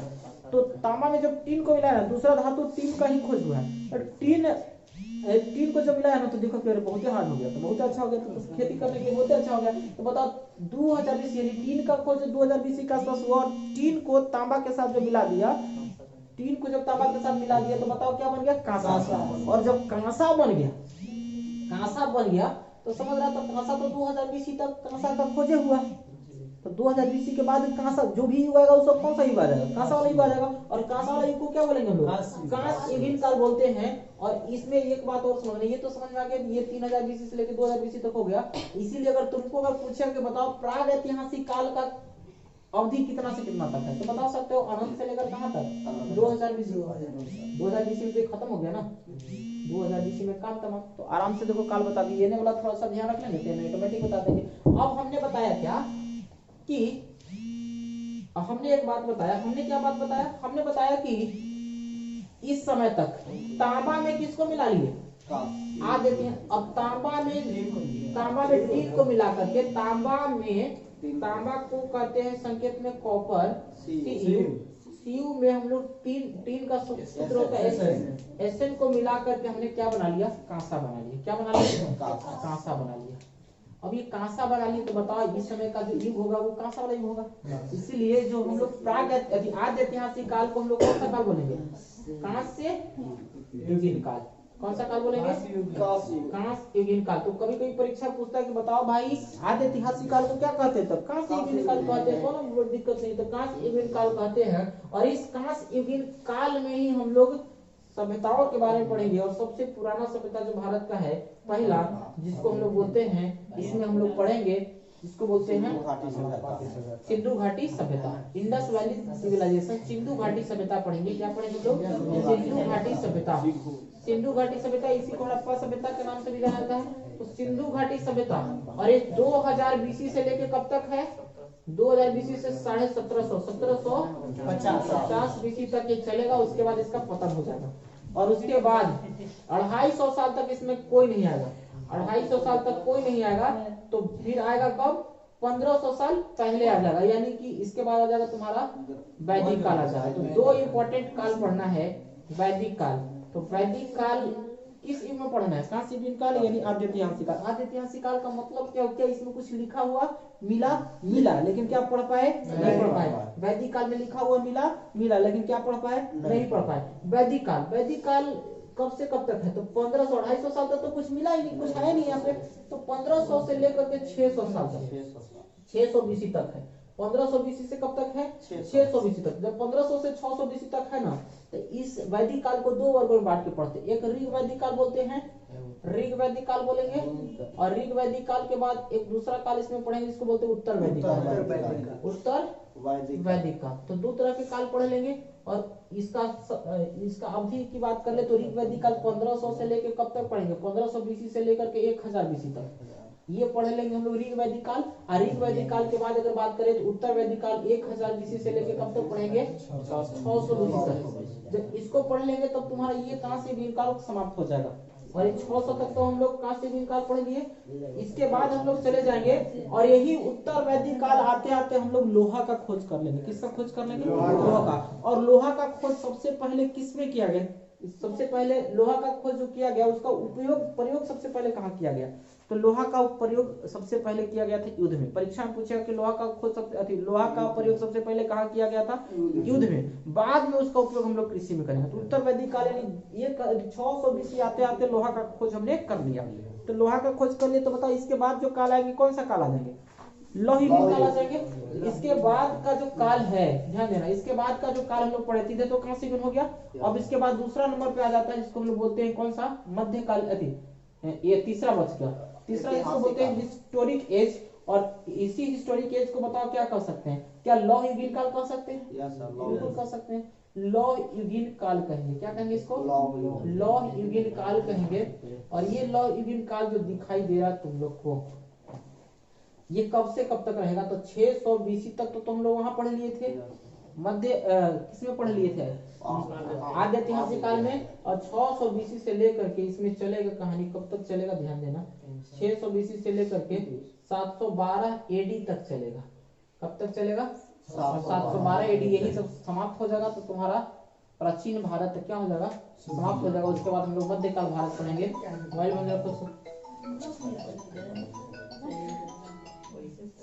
चलो देखो, अभी 600 बीसी से लेकर 712 एडी की बात करें, थोड़ा सा ध्यान देना। 600 बीसी से देखो, 600 बीसी से 712 एडी की बात करें, देखो ध्यान से, देख रहा है? 612 बीसी से 700, हाँ, तो 600 बीसी से 712 एडी वाला जो काल जो दिखाई दिया, इस काल को हम लोग क्या कहते हैं? दो नाम से जाना जाता है। एक तो लौह युगीन काल कहेंगे, या इसी को ऐतिहासिक काल कहेंगे। तो ऐतिहासिक काल को लौह युगीन काल कहते हैं, क्योंकि इस समय लोहा का खोज हो चुका है। लौह युगीन काल पूछेगा कि सबसे पुराना युद्ध कौन है, तो इस समय ऋग वैदिक काल में एक युद्ध लड़ा जाता है, जिसको बोलते हैं हम लोग कौन सा युद्ध? दशराग युद्ध, जिसका वर्णन ऋग्वेद के कौन से मंडल में? 7वें मंडल में। थोड़ा सा ध्यान दें। अब चलो इसको समझते हैं। लौह युगीन काल जो है 600 बीसी से 700 बीसी, चूंकि इस समय लोहा का खोज हम लोगों ने कर लिया। जब लोहा का खोज कर लिया तो बताओ इसमें सबसे पहला जो टॉपिक पढ़ना है, इसमें सबसे पहला जो टॉपिक पढ़ना है, जिसको बोलते हैं महाजनपद। क्या पढ़ेंगे? महाजनपद। और इसमें महाजनपद में 16 महाजनपद के बारे में चर्चा किया गया है। टोटल कितने महाजनपद ना है? 16 महाजनपद। बताओ इस महाजनपद की जानकारी कहाँ से मिलेगा? तो एक दो पुस्तक है, एक अंगुत्तर निकाय से, और एक जो मिलेगा जिसको भगवती सूत्र बोलते हैं। अंगुत्तर निकाय और भगवती सूत्र। भगवती सूत्र। तो अंगुत्तर निकाय और भगवती सूत्र से इसकी जानकारी मिलती है। बताओ, कभी कभी परीक्षा में पूछा कि अंगुत्तर निकाय किस धर्म से संबंधित है? बौद्ध धर्म की जैन धर्म से, दोनों तो पुस्तक है, एक जैन धर्म का पुस्तक एक बौद्ध धर्म का, तो लड़का एकदम कंफ्यूज रहता है, दुई गो चीजें तो रटेगा तो एक मकर वाला एक में, तो बहुत आराम से बता देगा। अंगूतर मतलब अंगुरी वाला बात समझ में आ रहा है? अंगुली मतलब अंगुली माल डाकू का कहानी याद है? अंगुली माल को सुधारने वाले व्यक्ति कौन है? बुद्ध भगवान थे ना। इसीलिए बताइए जो पुस्तक और किस धर्म से संबंधित है? बौद्ध धर्म। बताइए जिंदगी में कभी भूलाओगे तुम लोग? कभी भूलने की जरूरत नहीं है। तो इसको बोलते हैं बौद्ध धर्म की पुस्तक है। और इसी में चर्चा किया गया है 16 महाजनपद के बारे में। यानी 16 महाजनपद की जो जानकारियां मिलती है वो कहाँ से मिलती है? अंगुत्तर निकाय से। और एक और पुस्तक है जो जैन धर्म का पुस्तक है।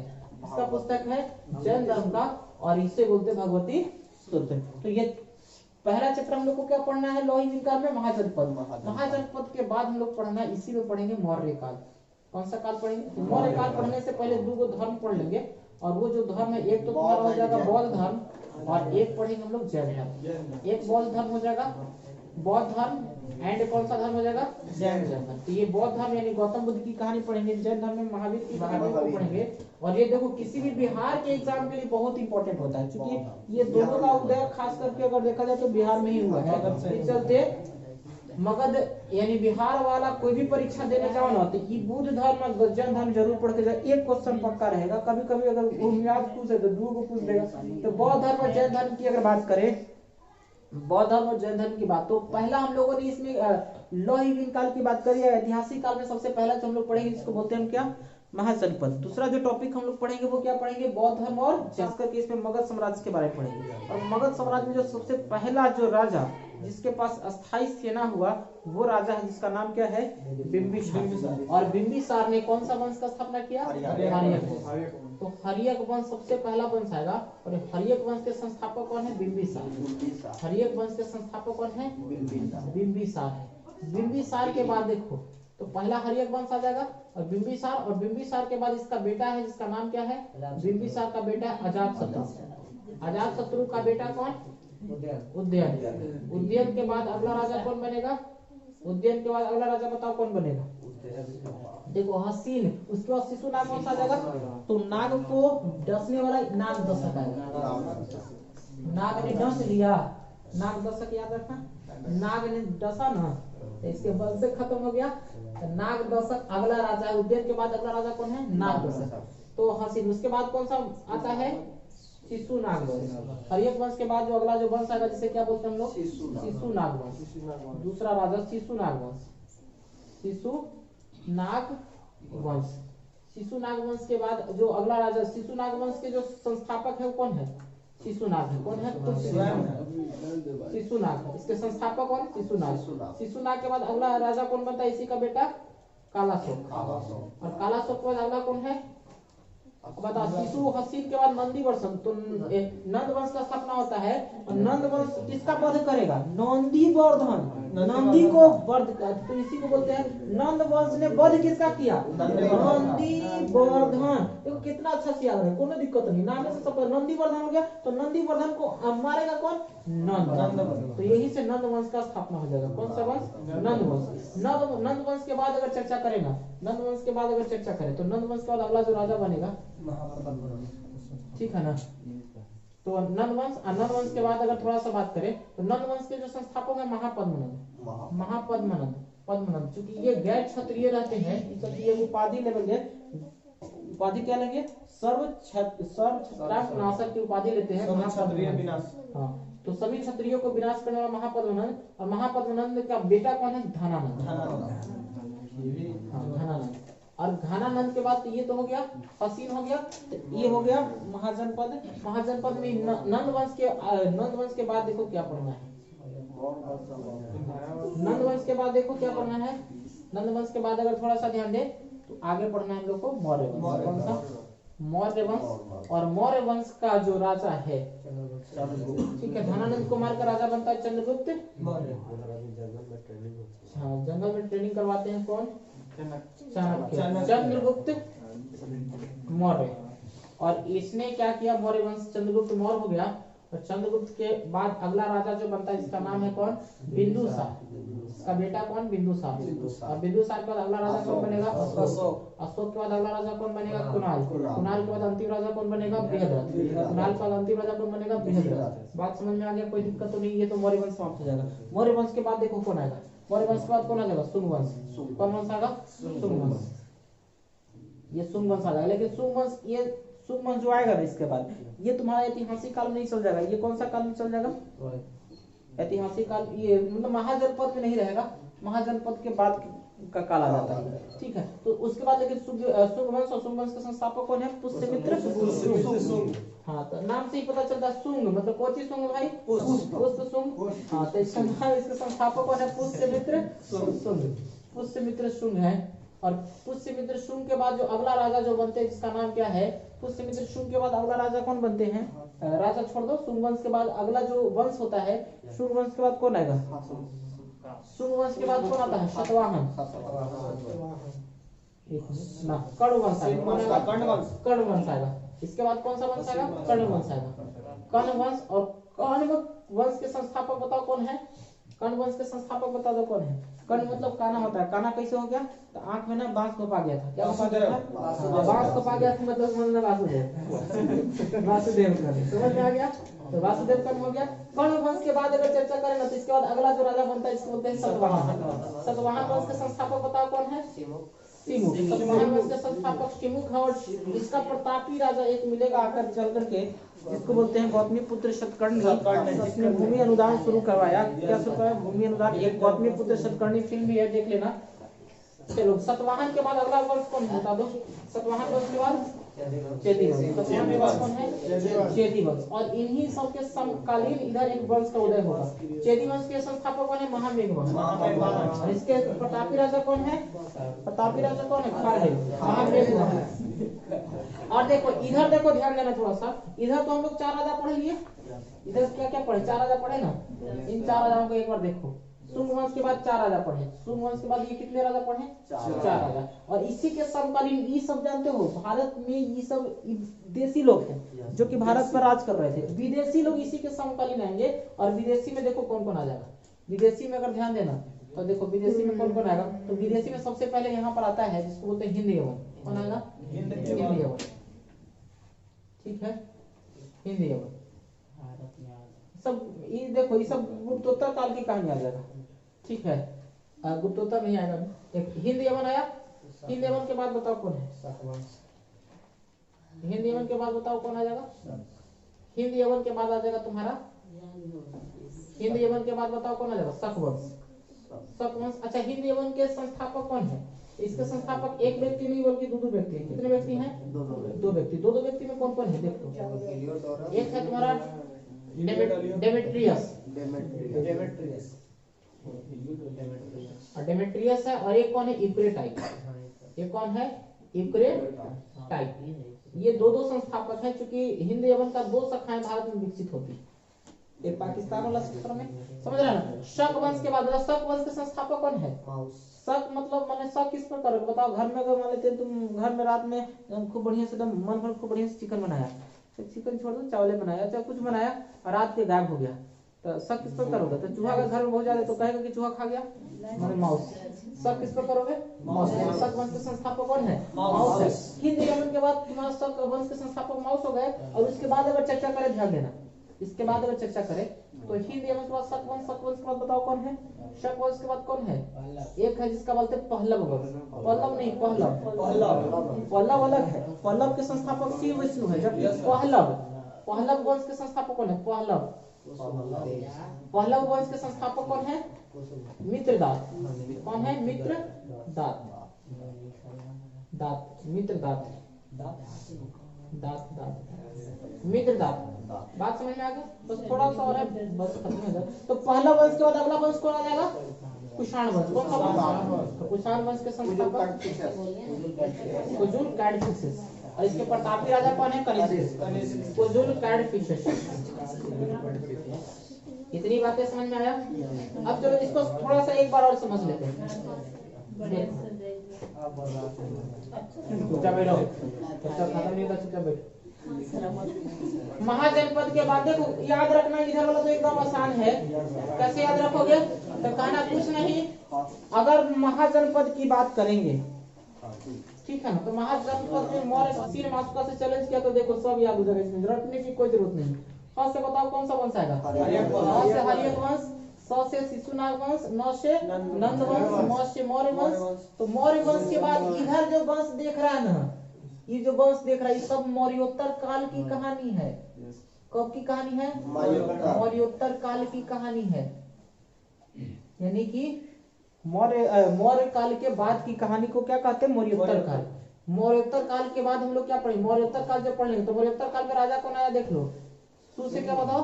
सु से शुंग वंश, क से कर्ण वंश, के से सातवाहन, चे से चेदी वंश। हम लोग चैलेंज किससे करेंगे? अश्विन मासुका से चैलेंज करेंगे। तो अश्विन मासुका से देखो कितना बढ़िया तैयार हो गया। ह से हर्यक वंश, सी से शिशुनाग, न से नंद वंश, म से मौर्य वंश, स से अधि, स से क्या हो जाएगा?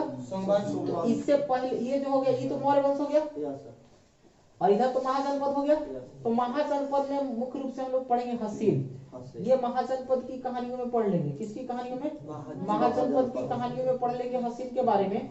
और म तो ये स्पेशल कहानी पढ़ेंगे मगध, ये मगध साम्राज्य की कहानी चलेगा मौर्य काल। और मौर्य काल के बाद, मौर्य काल के पतन के बाद हम लोग स्टार्ट कर लेंगे मौर्योत्तर काल। और मौर्योत्तर काल में शुंग वंश आ जाएंगे, कर्ण वंश आ जाएंगे, ये मौर्योत्तर काल। और मौर्योत्तर काल के बाद जो अगला पढ़ेंगे जिसे बोलेंगे गुप्त वंश। कौन सा वंश पढ़ेंगे? यानी गुप्त काल। क्या काल बोलेंगे? गुप्त काल। गुप्त काल में, गुप्त काल मतलब गुप्त वंश पढ़ेंगे। गुप्त काल के बाद अगला जो पढ़ेंगे उसको बोलते हैं गुप्तोत्तर काल। और इतने जब काल पढ़ लेंगे गुप्तोत्तर काल, तो गुप्तोत्तर काल जब समाप्त हो जाएगा हमारा, तो समझ लो कि ये प्राचीन भारत खत्म हो गया। तो प्राचीन भारत में देखो क्या क्या पढ़ना है। सबसे पहले महाजनपद में 16 महाजनपदों के बारे में जानना है। और 16 महाजनपद में सबसे पहले इन वंश को जानेंगे, हर्यक वंश, शिशुनाग वंश और नंद वंश। इन तीनों की कहानी महाजनपद में पढ़ेंगे। उसके बाद मौर्य वंश की कहानी पढ़ेंगे। मौर्य वंश के बाद मौर्योत्तर काल में हम लोग किसकी कहानी पढ़ेंगे? शुंग वंश, कर्ण वंश, सातवाहन वंश, चेदी वंश। और इसी के समकालीन विदेशी शासक भी आएंगे भारत में। और विदेशी शासक में सबसे पहले आने वाला हिंद यवन है। हिंद यवन यानी कि कहते हैं जिसको यूक्रेटाइड और डिमिट्रियस जिसके संस्थापक। उसके बाद शक आ जाएगा। शक के बाद कौन आ जाएगा? पहलव आ जाएगा। पहलव के बाद कौन है? पहलव के बाद कौन है? कुषाण वंश। कुषाण वंश। तो इन सभी वंशों को पढ़ेंगे हम लोग मौर्योत्तर काल में। मौर्योत्तर काल जैसे ही खत्म होगा, यानी कनिष्क जैसे ही समाप्त होंगे, तब आ जाएंगे गुप्त काल। तो गुप्त काल जैसे ही खत्म होगा तो गुप्तोत्तर काल। गुप्तोत्तर काल में हम लोग हर्षवर्धन की कहानियों को पढ़ेंगे। किसकी कहानी को पढ़ेंगे? बस 5 मिनट और देख लो, उसके बाद समाप्त हो जाएगा। ये तो हो गया प्राचीन भारत खत्म कर लिए। प्राचीन भारत के बाद अगर हम लोग चले मध्यकालीन भारत, कौन सी भारत की बात करें? मध्यकालीन भारत। कौन सी भारत की बात कर रहे हैं? मध्यकालीन भारत। मध्यकालीन भारत की बात करें, किसकी बात करें? मध्यकालीन। तो हम लोग 712 तक तो वहां तक पढ़ लिए थे। 712 इन मध्यकालीन भारत को भी 2 भाग में बांटें। एक पूर्व मध्यकाल पढ़ लेंगे, पूर्व मध्यकाल। इसी में हम लोग वेंगी के चालुक्य पढ़ेंगे, वेंगी के चालुक्य पढ़ेंगे, कल्याणी के चालुक्य पढ़ेंगे, बादामी के चालुक्य पढ़ेंगे, सब पूर्व मध्यकाल में पढ़ेंगे। इसी में हम लोग यशोवर्मन की कहानी पढ़ेंगे। इसी में हम लोग चंदेल वंश के बारे में पढ़ेंगे। इसी में उत्तर गुप्त के बारे में पढ़ेंगे। इसी के वंश में गौड़ वंश के बारे में पढ़ेंगे, ठीक है ना। इन सभी वंशों के बारे में, इसी के वंश में चोल, चेर, पांडे के बारे में पढ़ेंगे। सब किस समय पढ़ेंगे? पूर्व मध्यकाल में पढ़ेंगे, ठीक है। ये पूर्व मध्यकाल 712 से लेकर के कब तक चलेगा? 712 से लेकर के 1206 तक चलेगा। कब तक चलेगा? तो ईस्वी की बात आ रही है, इतनी ईस्वी तक चलेगा 1206। और 1206 में दिल्ली सल्तनत स्टार्ट हो जाएगा। ये और इसके बाद ये उत्तर मध्यकाल हो जाएगा। ये कौन सा काल बोलेंगे इसको? उत्तर मध्यकाल। उत्तर मध्यकाल 1206 से लेकर के कब तक चलेगा? 1526 तक। और इस 1526 में 2 राजा आएंगे। कितने राजा आएंगे? 2 राजा आएंगे। वो 2 राजाओं का नाम थोड़ा सा देख लो। वो 2 राजा, एक तो दिल्ली सल्तनत आएगा, एक दिल्ली सल्तनत आ जाएगा, दिल्ली सल्तनत, और एक होता है मुगल काल। दिल्ली सल्तनत और एक होता है मुगल काल। मुगल काल यानी देख लो, जब मध्यकाल शुरू होता है तो मध्यकाल में मुस्लिम आक्रमण शुरू हो जाएंगे और यहाँ से मुस्लिमों का शासन शुरू हो जाएगा। किसका शासन? यानी पूरे प्राचीन भारत में हिंदू का शासन। प्राचीन भारत में हिंदू का शासन। और मध्यकाल में, मध्यकालीन भारत की बात करें तो उसमें मुस्लिम का शासन। और अगर हम लोग प्राचीन भारत, आधुनिक भारत की बात करेंगे तो आधुनिक भारत में अंग्रेजों का शासन शुरू हो जाएगा। किसका शासन? तो देखो तीनों बटल है। हिंदू के शासन मतलब हो गया तुम्हारा प्राचीन भारत, मुस्लिमों का शासन मतलब मध्यकालीन भारत। और तीसरा अगर बात करें तो कौन है, आधुनिक भारत। आधुनिक भारत मतलब हो जाएगा तुम्हारा किसका शासन, अंग्रेजों का शासन। तो दिल्ली सल्तनत की बात करें तो दिल्ली सल्तनत कब से कब तक, 1206 से लेकर के कब तक, 1526 इब्राहिम लोदी। एक मिनट, 1226 मध्यकालीन भारत थोड़ा सा उल्टा लिखा गया, थोड़ा सा ध्यान, ये 1526 तक नहीं रहेगा, 1206 से लेकर के ये चला जाएगा 1707 तक। 1707 में औरंगजेब मर जाएगा, ठीक है ना। उसके बाद लगभग मुगल काल, ऐसे तो ये 1857 सिपाही विद्रोह तक रहेंगे। कौन रहेंगे, हाँ, बहादुर शाह जफर या बहादुर शाह द्वितीय, ठीक है। तो दिल्ली सल्तनत 1206 से लेकर के 1526 तक ये रहा। और बाकी 1526 से लेकर के ये मुगल काल की बात कर रहे हैं, मुगल काल 1526 से लेकर कब तक चलेगा, 1707 तक।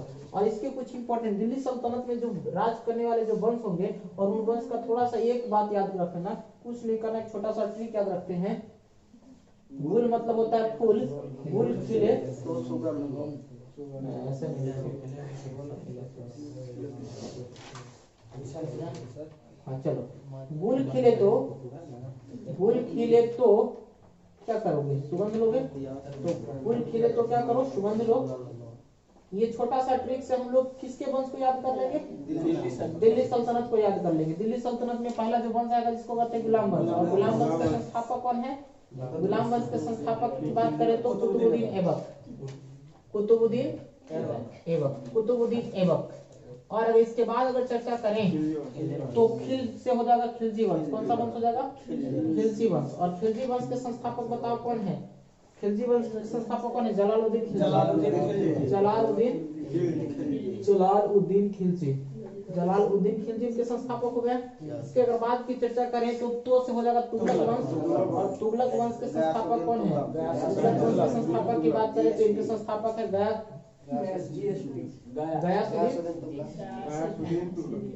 गयासुद्दीन तुगलक, जिसको जीएसटी कहते हैं। और जो भारत में सबसे पहली बार नहर बनवाया था, जीएसटी, ठीक है। सुगम से हो जाएगा सैयद वंश की बात अगर कर ले, सैयद वंश की बात करें तो सैयद वंश के संस्थापक कौन है, खिज्र खां। कौन है, खिज्र खां किसके यहाँ मंत्री थे, खिज्र खां किनके यहाँ मंत्री थे, तो तैमूर लंग एक नाम आएगा। इससे पहले चंगेज खां का भी नाम आएगा, बहुत ही खतरनाक लोग हैं। और तैमूर लंग और चंगेज खां के ही रहेंगे रिश्तेदार, या उन्हीं के वंशज हैं कौन, अकबर। उनके वंशज कौन है, अकबर। लो से बताओ कहाँ जाएगा, लोधी वंश बताओ, इसके संस्थापक कौन है, बहलोल लोधी का मतलब बकलोल क्यों कहते हैं, क्योंकि बकलोल इसलिए कहते हैं ना, जब ये अपने माले तो दरबार में लोगों को सभा के लिए बुलाता था ना, तो आगे एकदम चेयर और कुर्सी सब राजा बनावल है, सब लोग वेट कर रहा है कि कब बहलोल लोधी आता है। पता चला कि तो हमें बगल में बैठल है, बगल में देखेंगे बैठल, साड़ी पहन के लिया था, तो बगल में बैठल है, देखा कि अरे बगल में बैठल है, तो बगल में देखो बैठल है, तो राजा आप यहाँ, आपके गद्दी वहां जाके बैठिए। मतलब कि कोई बात नहीं, सब एक समान है, राजा प्रजा सब एक समान है। वो अब कहा गया कि सब एक समान है। कभी देखा, कभी मस्जिद में नमाज पढ़ने जाते थे, तुम देखा कि इतना मोटा कोई गद्दी लेके गया है नमाज पढ़ने के लिए, नहीं ना। तो फिर जब वहां जब एक जैसा भेदभाव होता है, वहां जितना भी सब चटाइए पर करता है। ऐसा नहीं कि बहुत ज्यादा अमीर है तो इतना बड़ा गद्दा लेके जाएगा वहां नमाज पढ़ने में, कुछ ऐसा नहीं। तो सब एक समान है, तो फिर यहाँ भेदभाव क्यों, सब एक समान है, कोई दिक्कत नहीं है, हम बीचे में बैठेंगे। और नीचे बैठ जाता था, सोच लो अब राजा गद्दी छोड़ करके नीचे बैठेगा तो बकलोले ना होगा, इसीलिए इसको बकलोल लोधी हम लोग बना दिए। बात हो गया, ये तो तुम्हारा समझ में आ गया। ये कौन सा वंश की बात करी, ये दिल्ली सल्तनत में हम लोग इतने राजाओं के बारे में पढ़ेंगे, ये गुलाम वंश, खिलजी वंश, तुगलक वंश, सैयद वंश और लोधी वंश। उसके बाद हम लोग चले आएंगे मुगल काल। मुगल काल जब प्रारंभ होगा ना, तो बहुत छोटा सा एक ट्रिक याद रखना है, कुछ नहीं। अभी भारत में किसका सरकार चल रहा है, भाजपा का। किसका सरकार चल रहा है, भाजपा।